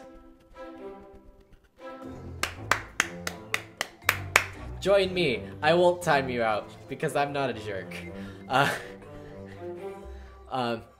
We always make every effort to ensure our brave crew survive, and hopefully you will take the same stance. Yeah, join me. Take people from Dommy's stream. Screw Dommy. Don't tell her I said that, but bring them over here. And hopefully you will take the same stance in your space program. It doesn't always work out that way, of course, but it's the thought that counts. At least with those that are not at the rocket time. With that in mind, let's set up an abort action group for your craft in case of emergency. Note that in career mode, you'll have to upgrade the VAB or SPH in order to access option groups. Click the turquoise. Oh. Okay. Excuse me. Oh, there's so much reading, and that's why I have a Coke here, because, oh boy. Okay, action groups let you assign the functions of one or more parts to a single specific key. There are some default action groups. Landing gear automatically go into the gear group, brakes and the wheels go to the brake group, etc. And some custom ones activated by the keyboard, not keypad, numbers. Because of the order of the keys on standard boards, the action groups are numbered 1 through 9, then 0. To set up the action group, click on the desired action key from the menu, then click the part you want to activate. The actions are already assigned to the group appear in the group actions column, and the actions that can be assigned from the selected part appear in the selection column. I want to know how to play this game. I'm just being very, very confused. Okay, so set up an action group, click on the desired action from the menu. To add or remove items, you simply click on them to move them left or right between the columns. To clear all action group selections from a part, click reset in the selection column. We're gonna, okay, it's triggered by pressing backspace or clicking the big red abort button in flight. First, click on the abort button. There we go. Great, now click on the decoupler right below the pod. Okay. Finally, click on one of the radial decouplers and... Okay, wait. Add to its decouple action. Then click on each liquid engine.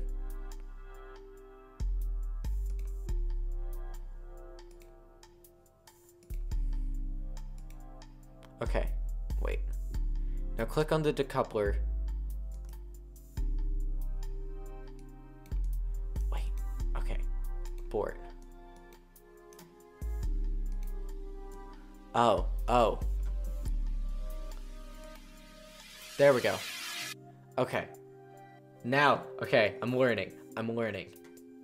Oh, boy.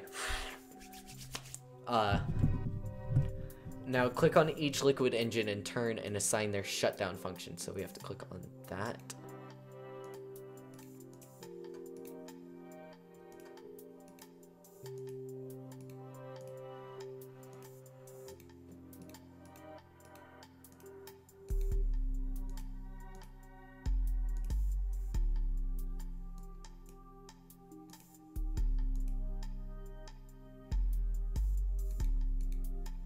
Okay, shutdown and shutdown.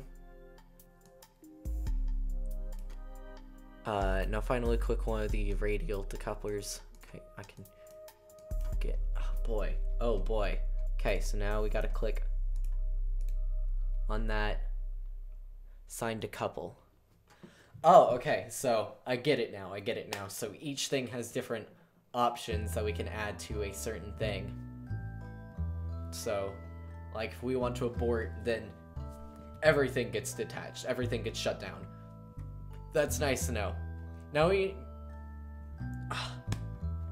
Okay, sorry. I keep burping because 1, I just ate, and 2, I'm drinking vanilla Coke, which probably isn't the best, but whatever. Now when you trigger the abort action in flight, the engines will shut down, or if they can't shut down, be decoupled. The capsule will separate from the rest of the ship, and it should be safe to land by itself. Remember to deploy your parachute once it's safe, however. There may require some staging a number of times since the stage counter won't activate itself. Okay.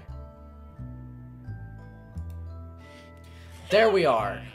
Oh boy.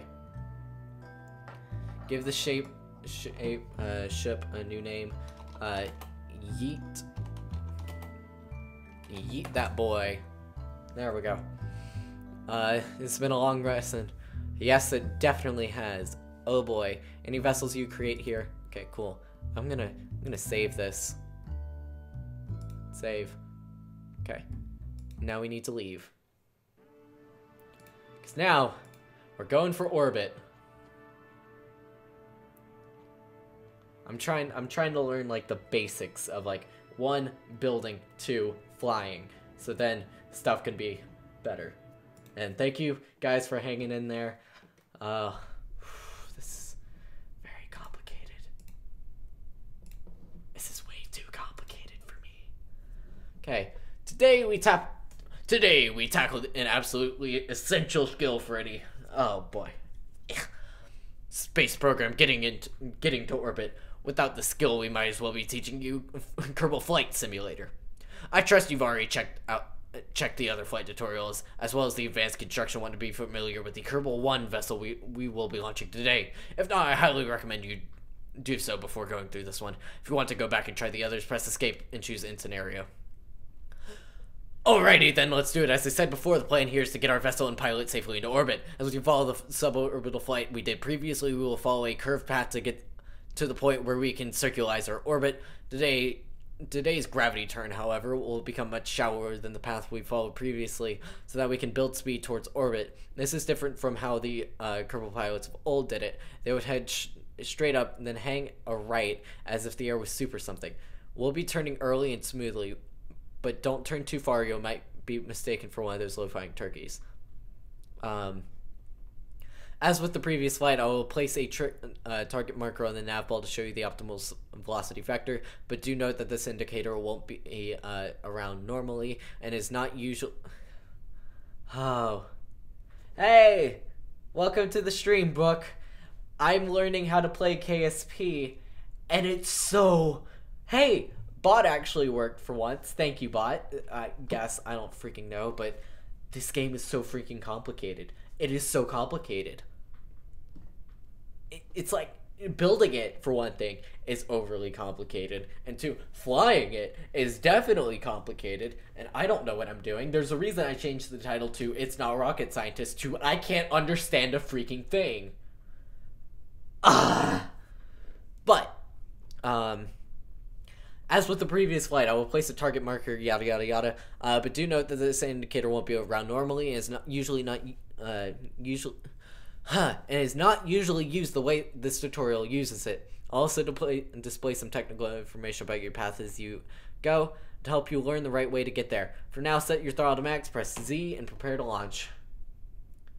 Yeah, it's expensive. It's a legit rocket and flying building simulator. Like, everything is, like, the graphics might be a little bit on the lower side, but like building and everything and actually launching it, the physics are incredibly real, the options are incredibly complicated, and it is very, very in-depth. Prepare to launch. Let's launch. You should now see the marker on your nav ball so you have something to follow. This ship has been designed so that you don't need to worry about throttle controls during the ascent. Hit space when you're ready to go into order. If you want Valentina, the Kerbal pilot, to fly the curve for you, then you can enable SAS and set the mode to target after liftoff. By the way, Valentina, if I can back up, please, is right here. That's Valentina. Say hello to Valentina, everyone. I'm going to be covering her because no one cares about her. Okay. Anyway, zoom.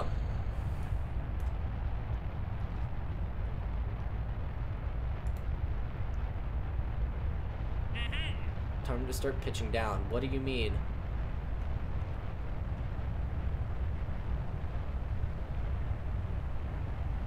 Oh, it's just going.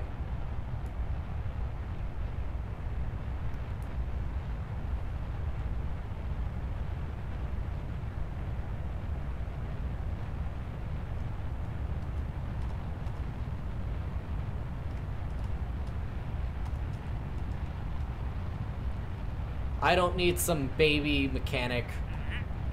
I can fly on my own, dang it. Fudge. Wait. Doing great. Keep following the target indicator. I don't need no baby SAS BS. I can do this on our own. Keep following the target indicator. Okay, cool.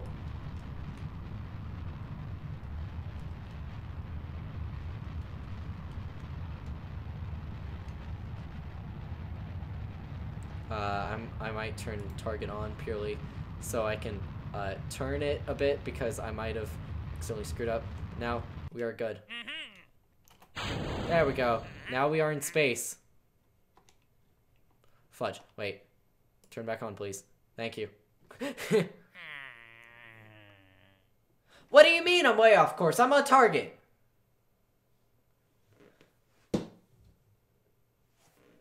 Boo!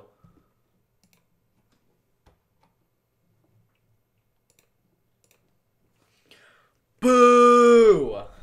Screw you. Screw you. I was on course.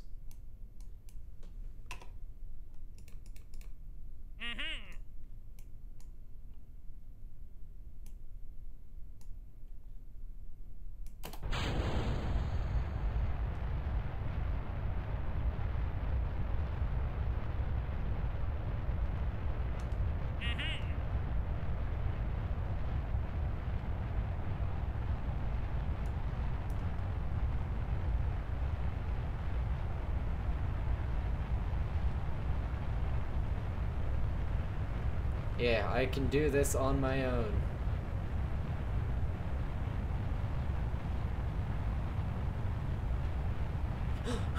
Rocket flies very dangerously. Just gonna go fudge, fudge, fudge, fudge, fudge, fudge, fudge, fudge. Oh. Oops. Could you go like to the right a bit? Go down, sir, sir. Fine, screw you. I'll turn on targeting. Something. Oh, well, fine. You know what? I'm just gonna go straight. Let's go straight down. Let's go straight down.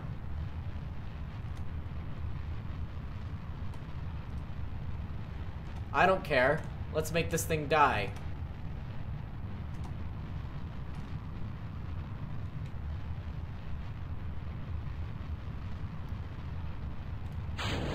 Screw you.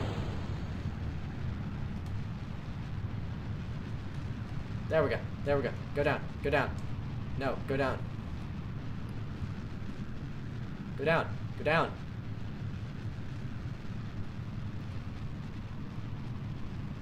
Head downwards. I want you to freaking die.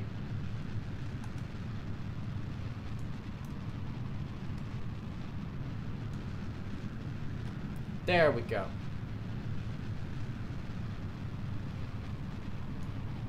Head straight into the ocean, dude.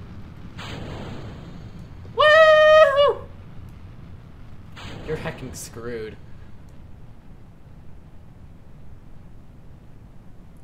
Keep spinning, boy.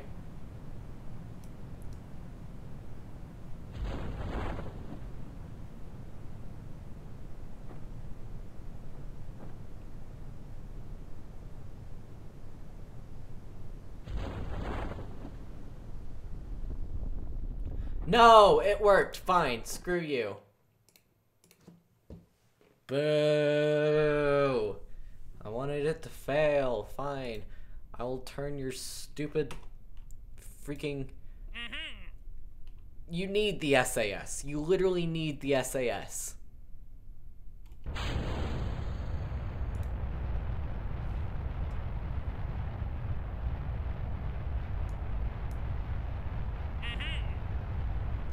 Just gonna let it do it on its own, because you can't do it by yourself. You need some sort of assist, because the thing is like, it's just rocking back and forth, and you're trying to get to the thing, and then all of a sudden it pushes back, so then you have to like overcorrect, and it just goes back, and then everything just turns, then your thing just blows up, and when you're trying to actually just get past a tutorial, that doesn't really help, because you're trying, like, I'm not trying to kill the person just yet. Okay, when it's time, not yet. Not yet. Now throw it away. Keep going. You can do it, Valentina. YouTube keeps booting you. Go home, YouTube. You're drunk. Yeah. YouTube, take a walk. You've had too many shots. We're cutting you off. YouTube is just like outside. We'll work for booze. Or something like that. Don't let it boot you. That's not very nice. Get ready to discard the lure. I don't know how you would fly this on your own without something like some sort of system helping you. I get to hit the space bar though, so that's game interaction. Compelling gameplay. Excellent. You survived the first phase of the launch and will now have a longer, more gentle burn to accelerate toward the apoptosis, which is the highest point in an arc. I think that's what it is. If you switch to map mode, you can have a look of the trajectory as we gain speed. Yeah. The apoptosis is the highest no, apopsis, sorry. I always called it like the apoptosis when I was playing another rocket game that wasn't this. It was like some mobile thing. It was basically Kerbal but mobile, and a little less complex. It was still very, very complex, don't get me wrong, but like slightly less complex than this. But the apopsis is like the highest point in your arc or your flight. So right now, by flying in a certain direction, we are extending where we're landing, as you can see, as it just continues going out. And then finally, once you get long enough, it'll just all of a sudden create an orbit as you're going fast enough to continue going in that direction. That I know, because I've played other rocket games. I know how that sort of works. But yeah, so sooner or later, this thing is going to get big enough to where it's going to circle the entire Earth, and now...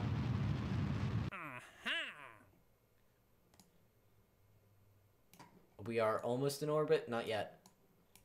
That's going to get us there. I've made sure the engine is shut off now, and we'll coast... oh yeah, you need to get to the apopsis and then rocket it in order to get the proptosis, which is the lowest point in your flight, assuming you're in orbit, also back. Because if you keep going there, it's going to get lopsided, but once you're at the apopsis, you're going to expand it out that way. And we'll coast till we clear the atmosphere at 70 kilometer altitude. You may notice your speed dropping a little as we coast. There's nothing to be concerned about. It's just gravity trying to bring us down, and the air trying to prevent our success. We'll beat it, though. You're looking good. Meanwhile, keep your altitude display open so you can track your progress, ascending to your apopsis.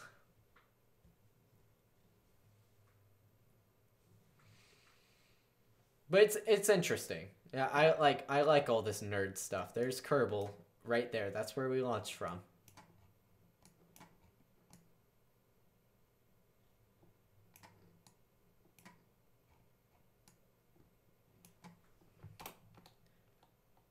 And now we're just flying through space. We go zoom. Okay. Now we're clear of the atmosphere. We can warp ahead.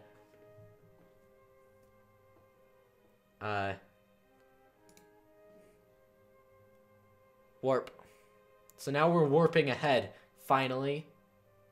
Almost there. All we need to do is accelerate some more so that we fall past Kerbal. That's basically what an orbit is, falling and missing. Gravity will be pulling us towards the center of Kerbal, but we will be traveling so fast we constantly miss. Rotate your craft to align it with the markers, so...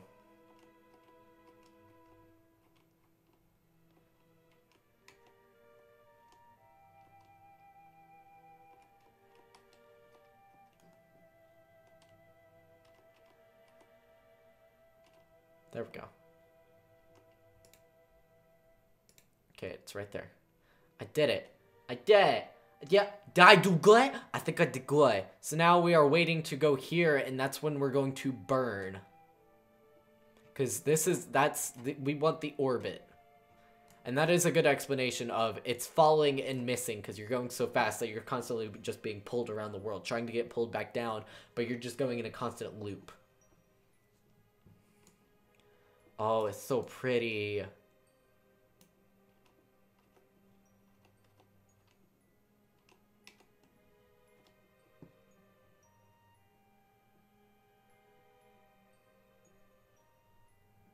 Now throttle up.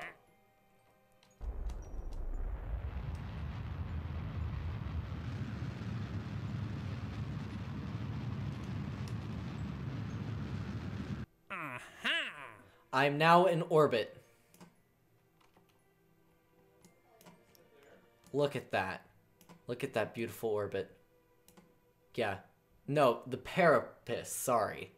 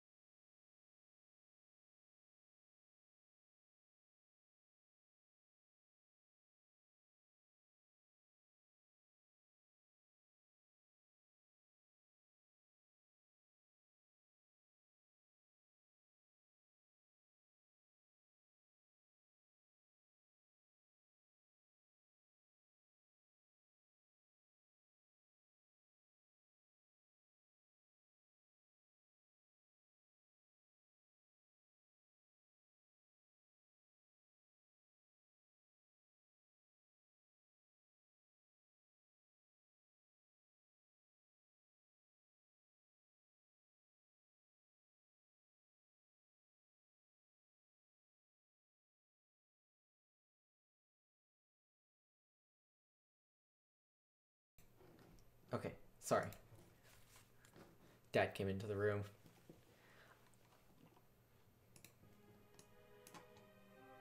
Congratulations, you are now officially in orbit. That's quite an achievement.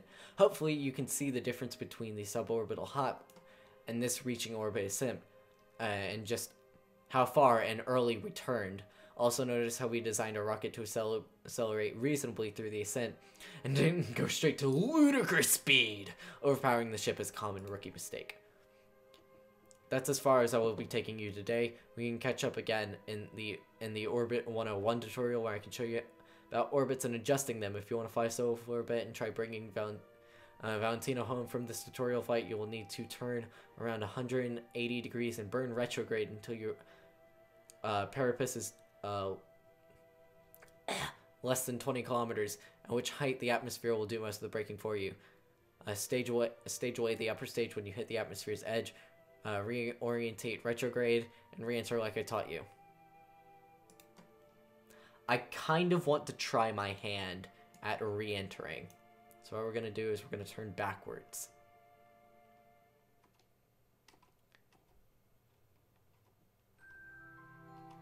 And we're just going to shift up.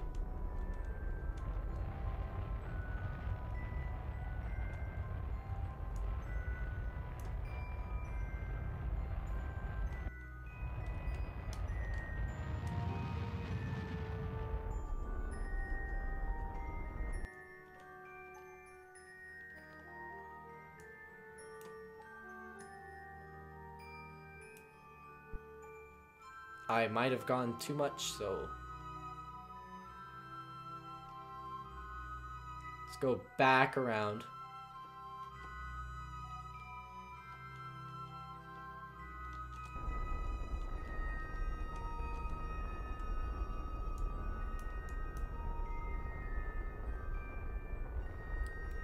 And now we're waiting, and now we're waiting, and now we're waiting, now we're waiting.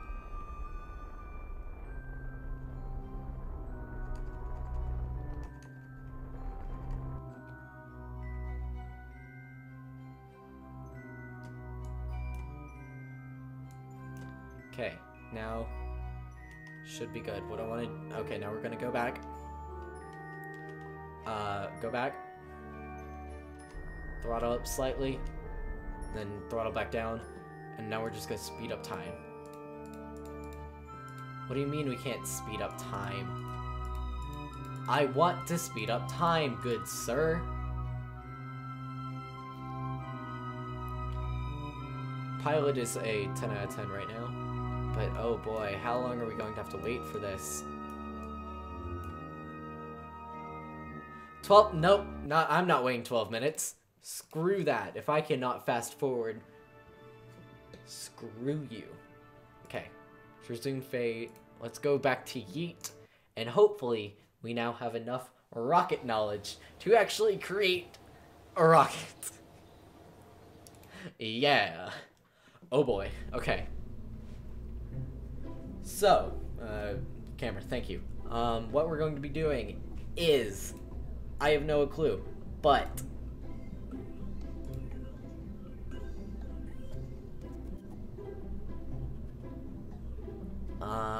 let's just, excuse me. I still don't know what I'm doing.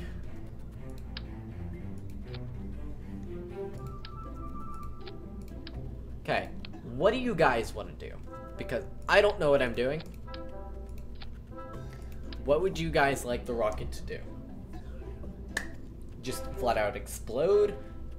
What design do you want it? Because I'm not creative. I'm like PewDiePie, or Jack's Films. I need my content from other places. Or what we could do is, instead of just playing with Sandbox, and I still don't know a lot of things, go to career mode and try to learn, like, hey, like this, like be introduced to the parts one by one and how to do other things. Or we could go back to the tutorial and learn from there, because I honestly don't know. I don't know what I'm doing. I'm still very confused about all of this.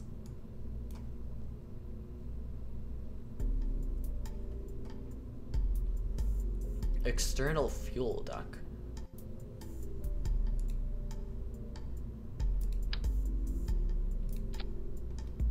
Okay. Joint venture.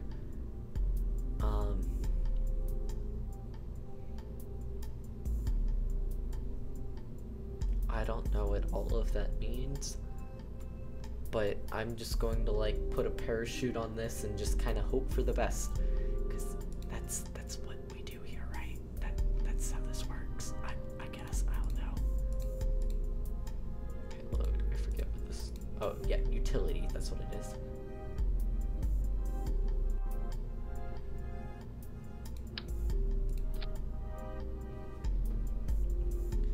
Let's just launch this sucker. I don't know. I'm still just as clueless, except I learned just slightly a bit more. Go, go, go, go. Oh.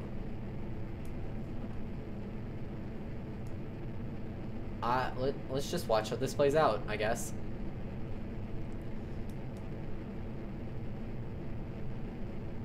Because I didn't mean for the parachute and the rocket to go into the same stage, but they did. So, could you like, are you gonna explode?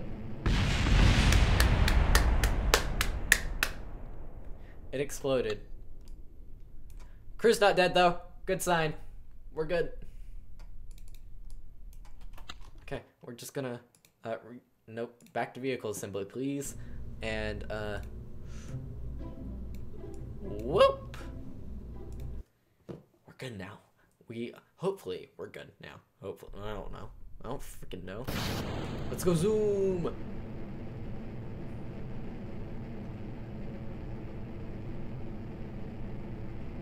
Oh, fudge.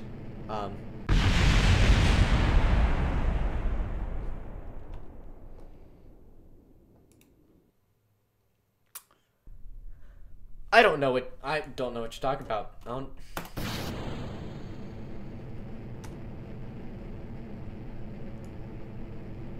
Turn on SAS so we aren't freaking dying.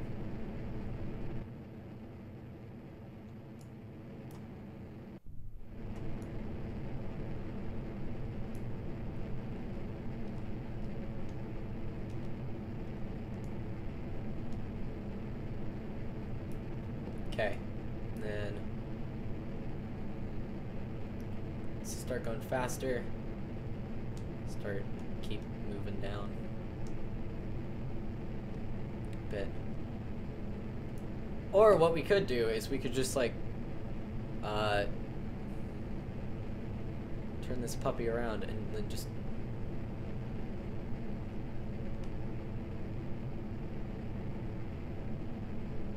oh no. I wanted to fly it at like the vehicle stuff, but this is now a problem.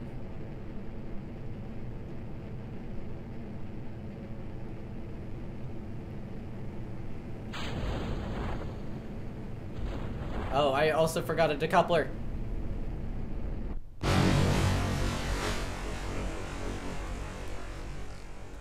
That was not a good sound. That is something I also need to add. So thank you. If I could put on a coupling, and then that's too much of a big boy. That's too much of a small boy. Perfect. There we go. Then we add. Nope. We put you down there. I want to launch this. Like I want to launch into the vehicle assembly.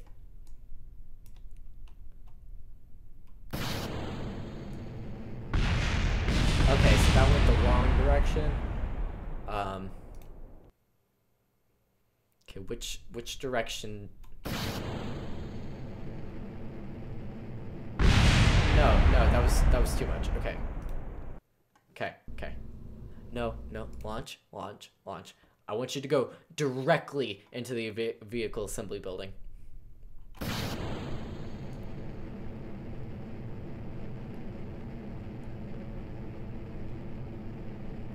Fudge. No. You didn't get enough launch. No.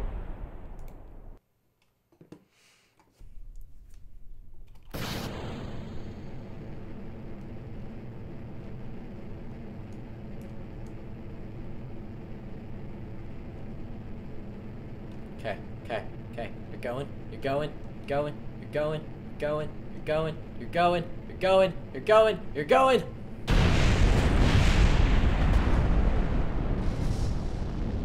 And it is on fire!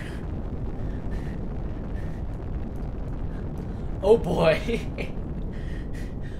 Houston, we might have a small problem. Just a bit. Just a little. Okay, go back to launch.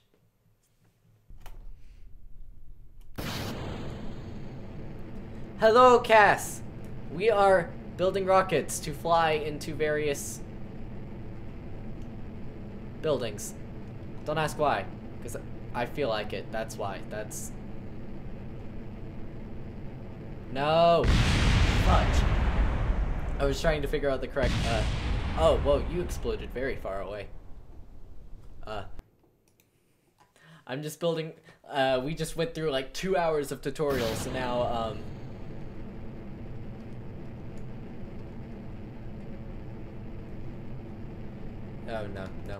no. Revert flight. Revert launch. Oops. I did a bad.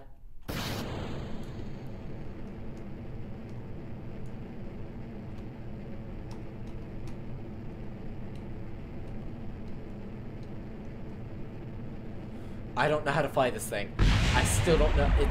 This is very confusing. All of this is very confusing. That flew far. Okay. That goes to the right, and then this goes the other. What even? Okay. Okay. Okay. So that way is that way. But I wanted to go that way. Also wanted to go that way.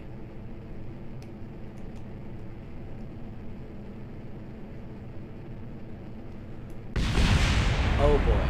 I will try the spaceflight simulator. I have done it before, but I've already launched it into the vehicle assembly building. I want to launch it into the spaceflight building over there. So that means hitting these 2 buttons.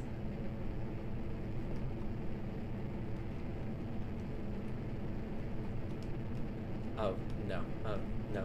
No. Okay, fine. Whatever. Space Center. Let's go to the space. Oh boy.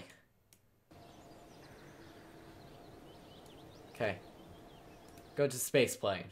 Now we're gonna build a space plane. Even though I also don't I just learned how to build rockets and I still don't know how to build rockets, and now I don't know how to build planes. That's a good start, I guess. Okay, and then we'll go to...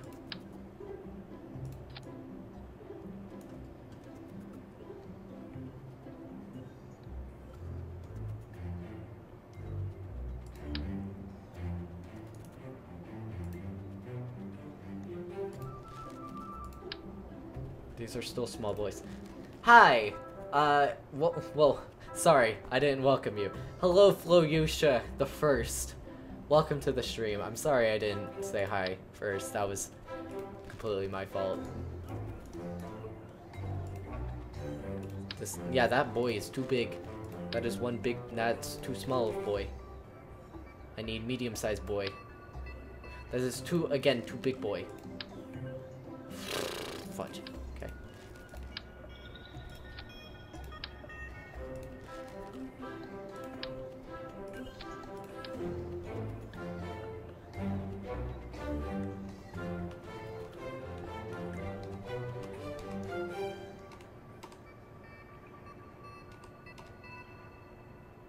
What is even going on with you, so... What is still going on? There we go, okay. Now we're gonna add the bicoupler.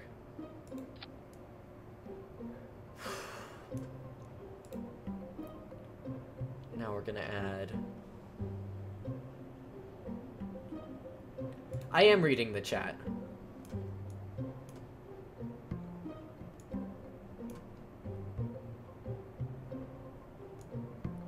I think that's good. Maybe. That's too big a boy.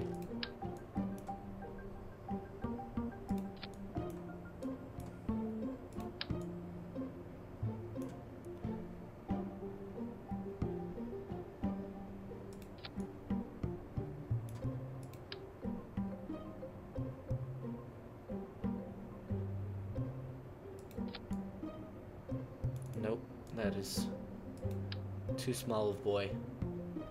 No, it's just... There we go. Okay.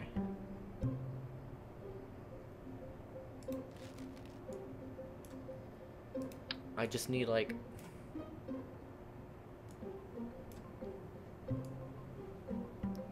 someone to go straight down. Put that sucker right there. That should be good for center of mass. We'll check center of mass right now. Yeah, center of mass is right there, and it's right in between it, so we are good. Now we're going to add the aerodynamics, so we're going to add the wings. And thank you for subscribing. You've just made a terrible life choice. Now we can make the wings, and now it is Flyy Boy. Slightly better Flyy Boy than it was.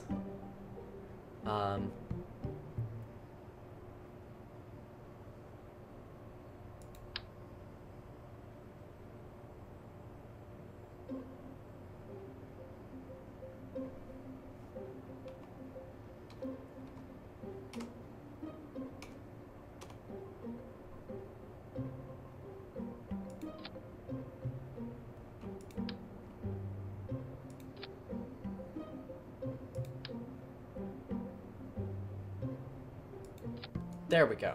Okay. So now we have stuff for liftoff, and now we just need the engines. So we have a pretty good plane. Put 2 of those there. And I remember from last time. I remember last time I did it. I had to add a shoot, what was it? It was like a... yeah, air take.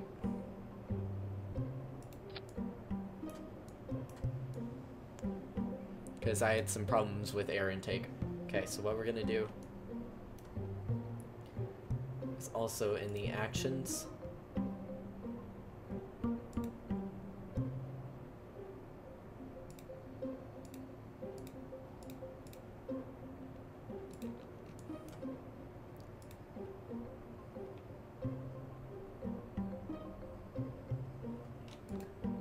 Again, let's just launch this puppy and maybe it'll work.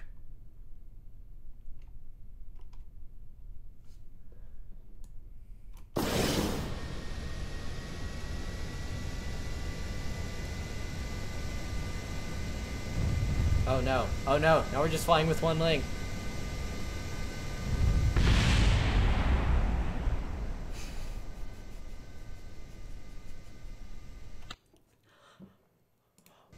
Well then, I think we can call that a definite success. Said no one, literally ever. Okay, so we're just gonna launch this time with SAS, so it is hopefully not gonna die.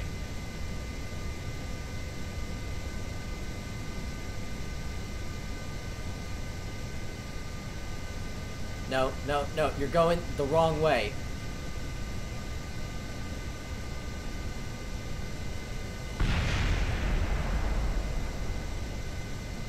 It's flying.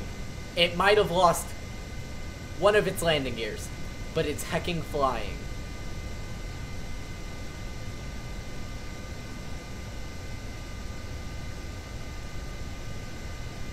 I am so proud of this.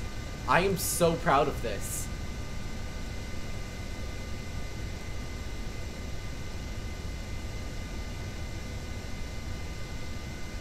How is this actually working?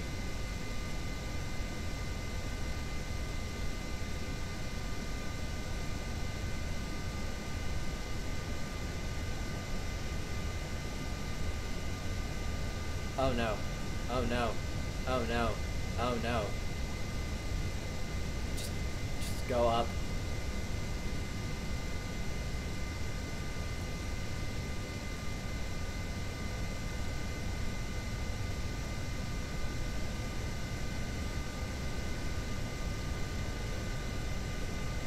Oh no, no, no, no, no, no, no, no.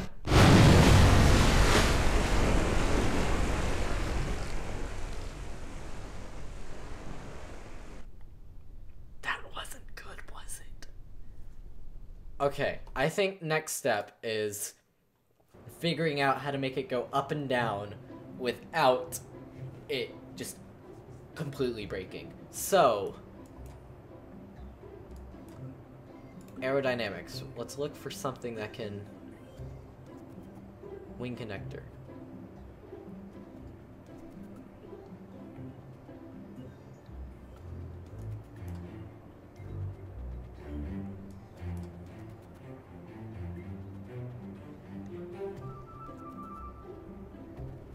Okay.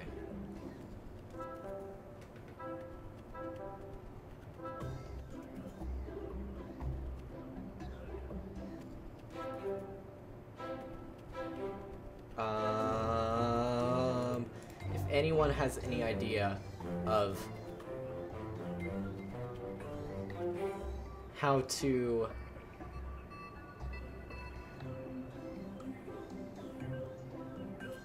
it's very much controllable, and when it hits the launch and then hits a building with its thing and then just keeps going. I need to figure out how to get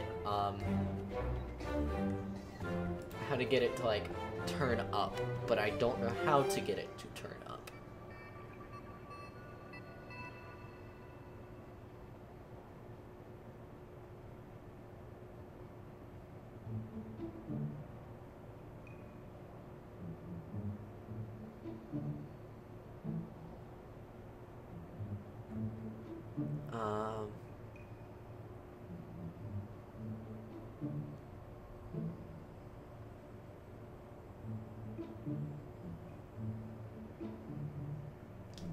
What is an elevon?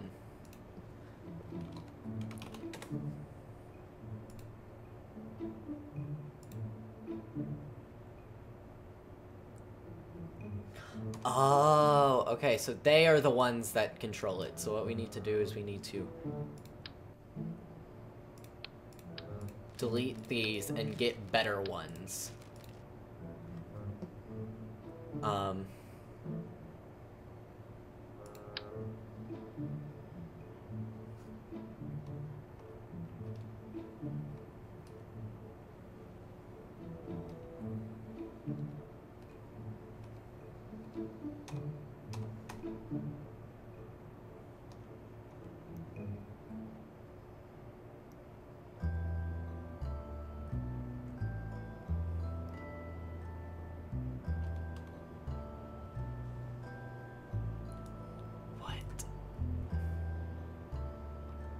Okay.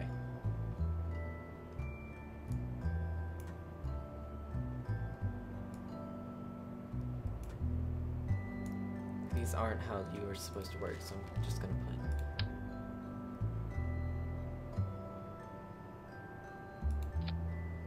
There we go. Okay.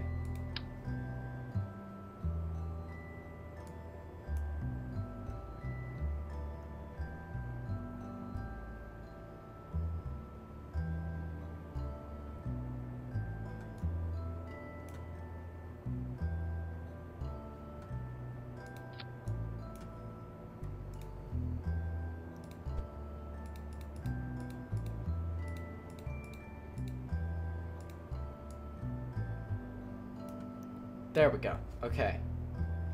I think we are good for launch now, because hopefully the things that go up and down will work. Oh, I see them working.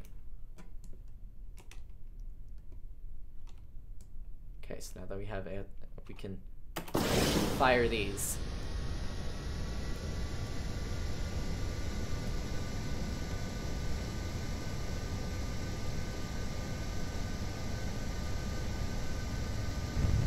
Oh no, oh no, no, no, no, no, no, no, no, no. Space plane hanger. Thank you. Okay, so I'm gonna remove these two because I think that's what's causing it. And I need to be symmetrical about it. So let's get these landing gear, let's get the thing for symmetry.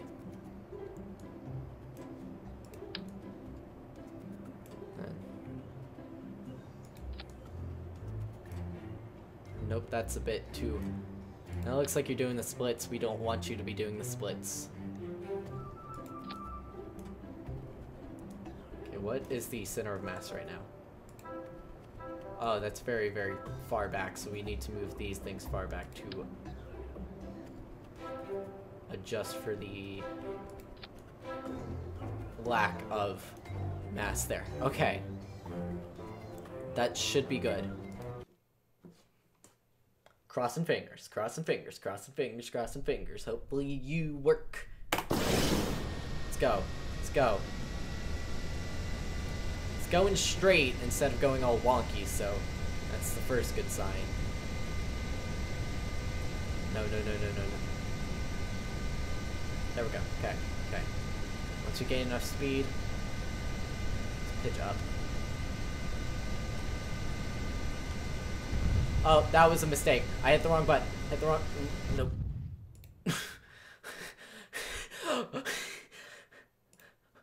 Bill knows what was about to happen. He was like, "Oh no. Oh no. Oh yeah." Okay. Okay, once we build enough speed, we should be able to... Okay, go, go, go, go, go, go, go.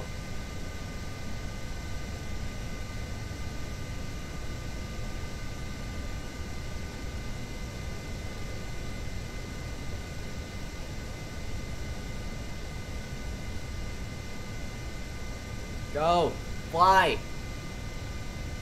Fly! It's doing it! Holy cow!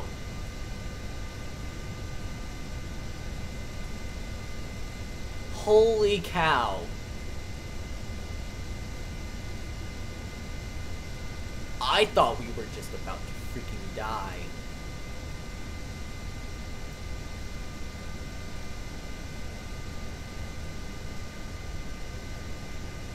Barrel roll! Did you see that? But now, no, I clicked off. I clicked off. No, no, no. Not into the ground, not into the ground, not into the ground. Pull the heck up. I keep clicking off.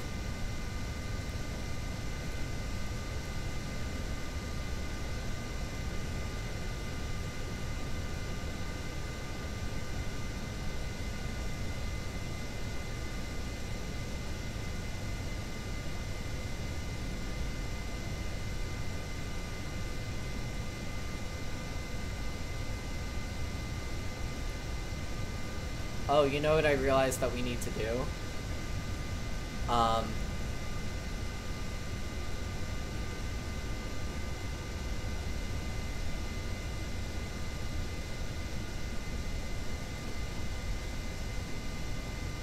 We also need to get a cutoff.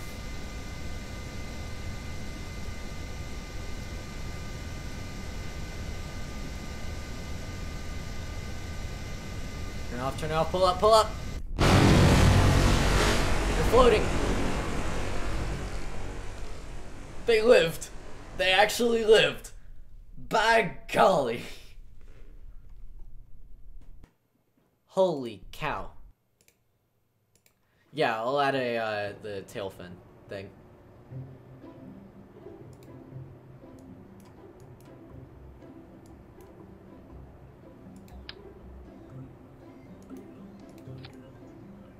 That is one big boy. That is a big boy. Oh boy, that is one big boy. Okay, so what we can do is we can take this back and actually add another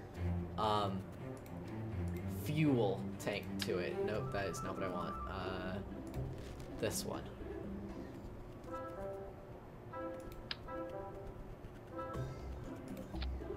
to make it a longer boy of a plane. There we go. It is still one long boy. But what we do need to add is some couplings, which is going to help detach the engines so we can get rid of them.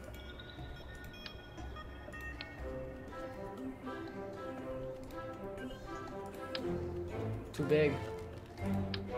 Too small. Just right. There we go.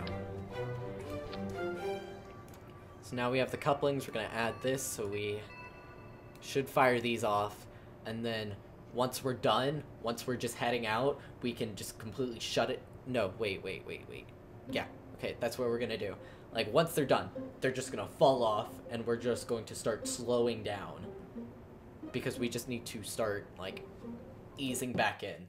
So once we, like, turn around enough to, like, get to where we need to go. Oh, they blew out.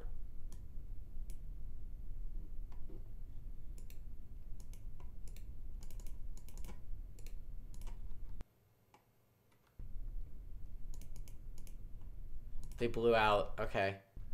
So we need to revert the flight, revert the launch.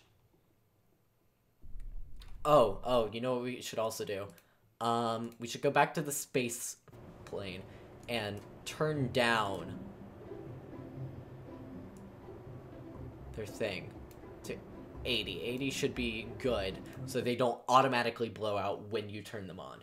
Because if you just automatically turn them on, boom, you're dead. You're done. You're still done, apparently. Fudge. Flame out. Liquid fuel deprived. But you got liquid fuel right there.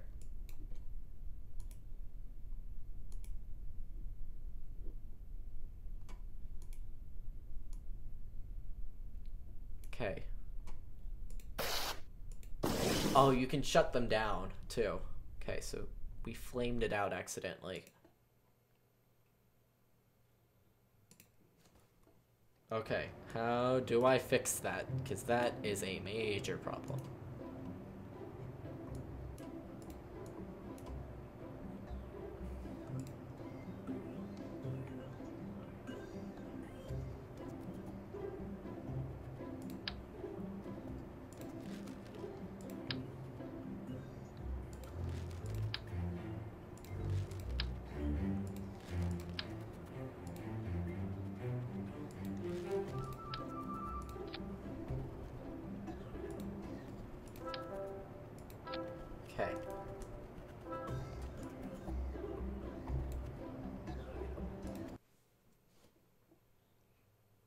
Okay.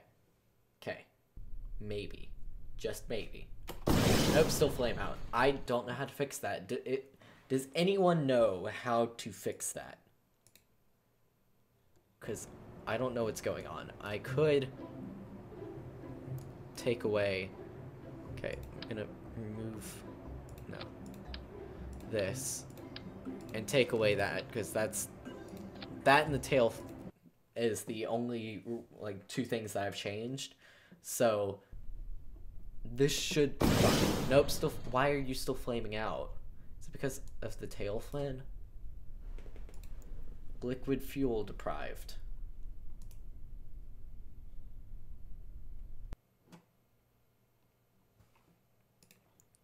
What I could do is... No, wait. Change the throttle.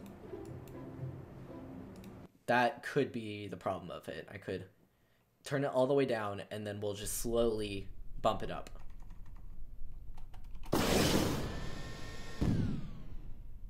Nope, the second I turned it on, it flamed out.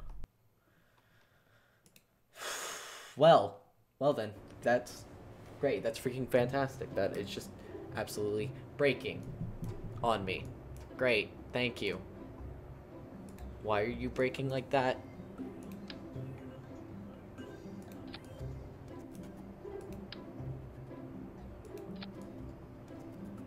Just add it right in the middle. It's like a peacock.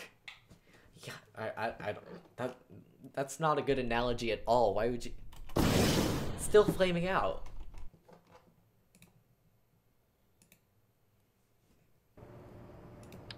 The only explanation is that, because that's the only other thing I changed.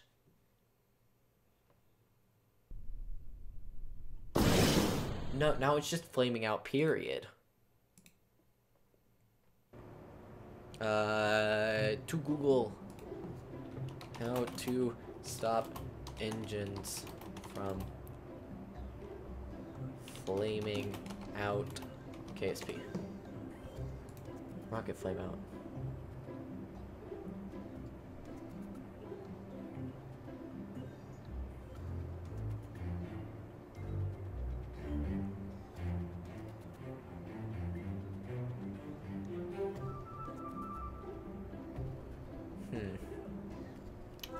Research.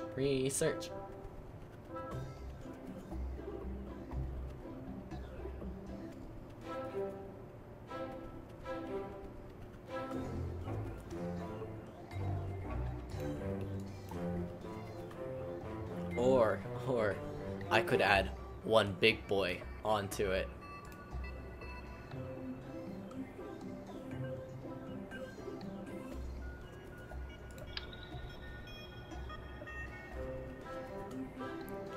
That is one big boy.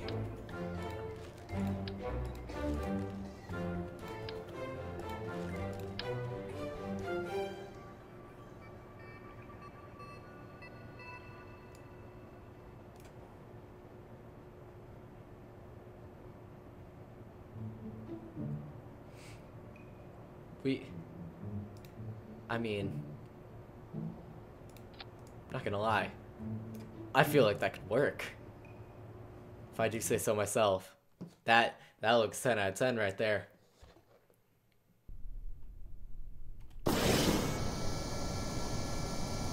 Oh my goodness, why is it working? Now it's not. But that was actually working somehow. I was like, hey, let's just throttle it all the way up. Nope. Okay. Wait. Okay, so what I need to do is I need to add some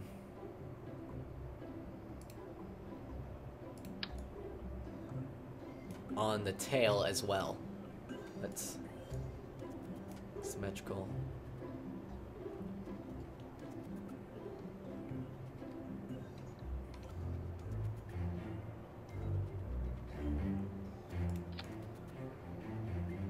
There we go. Now we should be good from it leaning one side or another. This Kerbal Space Program is just a lot of testing and retesting and seeing if something works. So I'm gonna turn on that.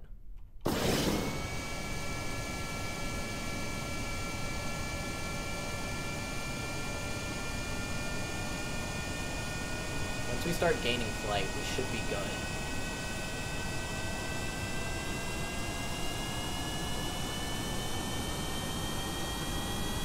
Oh no.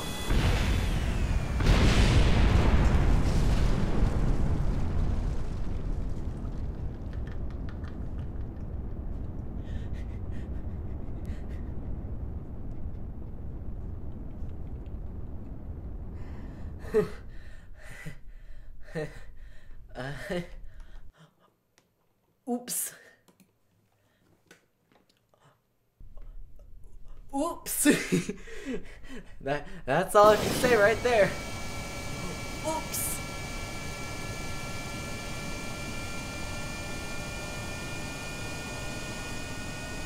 That was one oops.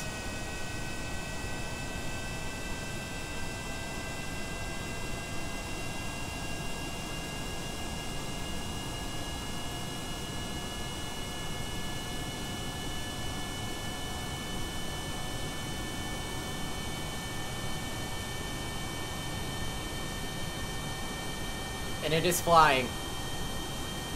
Just not very well.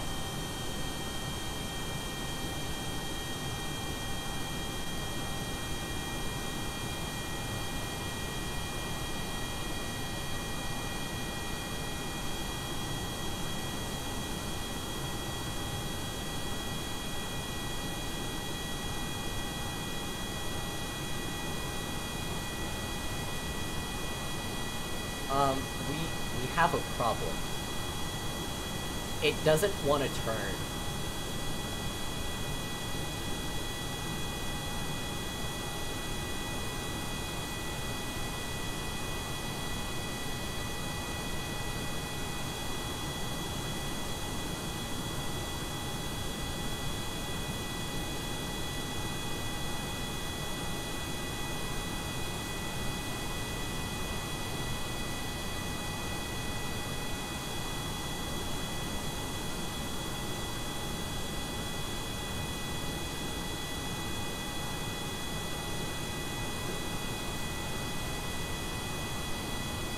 It just really doesn't want to turn. I'm trying to hold up. I'm trying to hold up. I'm trying as hard as I can. These things are just too big. These things are way too big.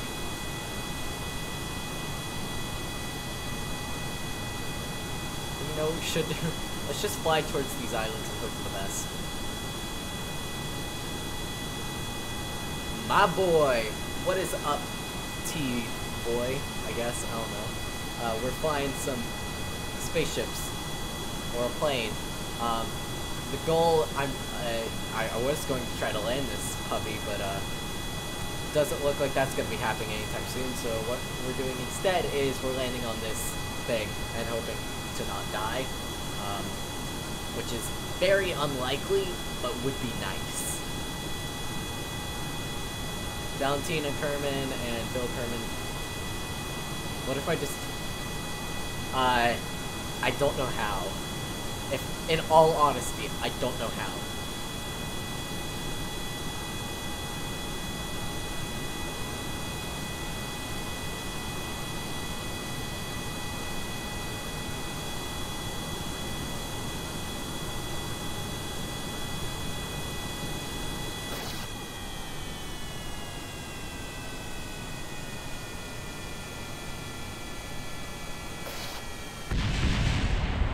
Okay then.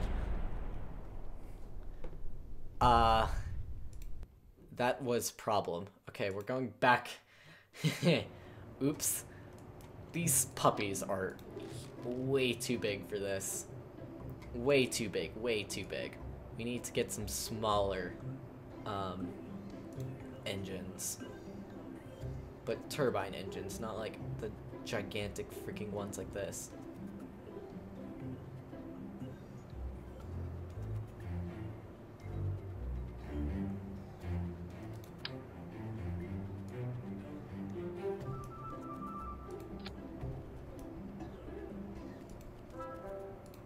Okay, maybe it was the coupler. Maybe. Oh no no no no no no no. No, did it just?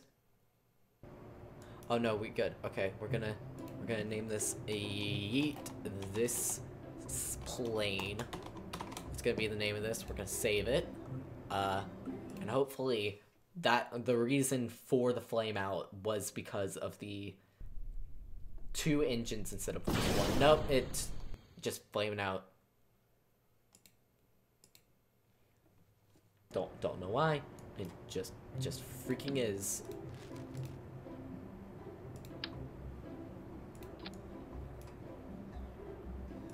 Let's try this one. Maybe. Nope, flames out as well. Why?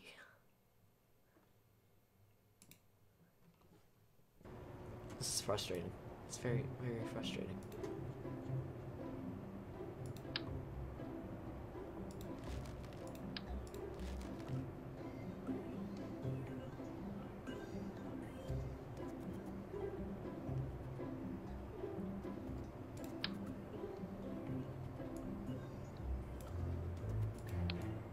I can't put that there, though. Okay. I don't know. I'm going to have to mess with this on my own because I have no idea. But we did get a plane in the air, which is awesome, and we did get a rocket in the air, and we learned a whole lot about this game, even though I have no idea. But I've been streaming for 3 hours. That is a long time, and I'm tired. It's almost midnight. I kind of want to go to bed. So, let let me go to Streamlabs and let me go to Facecam. So, yeah, we're on Facecam now. But, thank you guys so much for joining me for this. This has been a lot of fun. I need to learn more about KSP, Kerbal Space Program, before I go back into it, because it's a hard game. It's got such a steep learning curve. It's very, very, very, very, very, very difficult to learn. Excuse me. But yeah, I definitely want to return to this game. This has been a lot of fun. It's almost midnight, so I'm gonna have to turn in bed, but thank you guys so much for joining me. I'll see you guys in the next stream, or next video, whatever I decide to post next. But, bye! Oh, wait, before I go bye, charity live stream this Sunday from 10 a.m. to 7 p.m. Eastern Standard Time. This Sunday, July 29th, it's going to be a blast. It's for the Red Cross, and we'll be playing one of my personal favorite games called One Shot. It's going to be awesome, and I hope to see all of you guys there. So, thank you guys so much for joining me, and, see you guys in the next stream, next video, and hope to see you guys at the live stream, charity live stream for Red Cross this Sunday. Yeah, but thank you guys for joining me. We'll see you guys next time. Bye! I just hit my mic. Bye! And stream. There we go.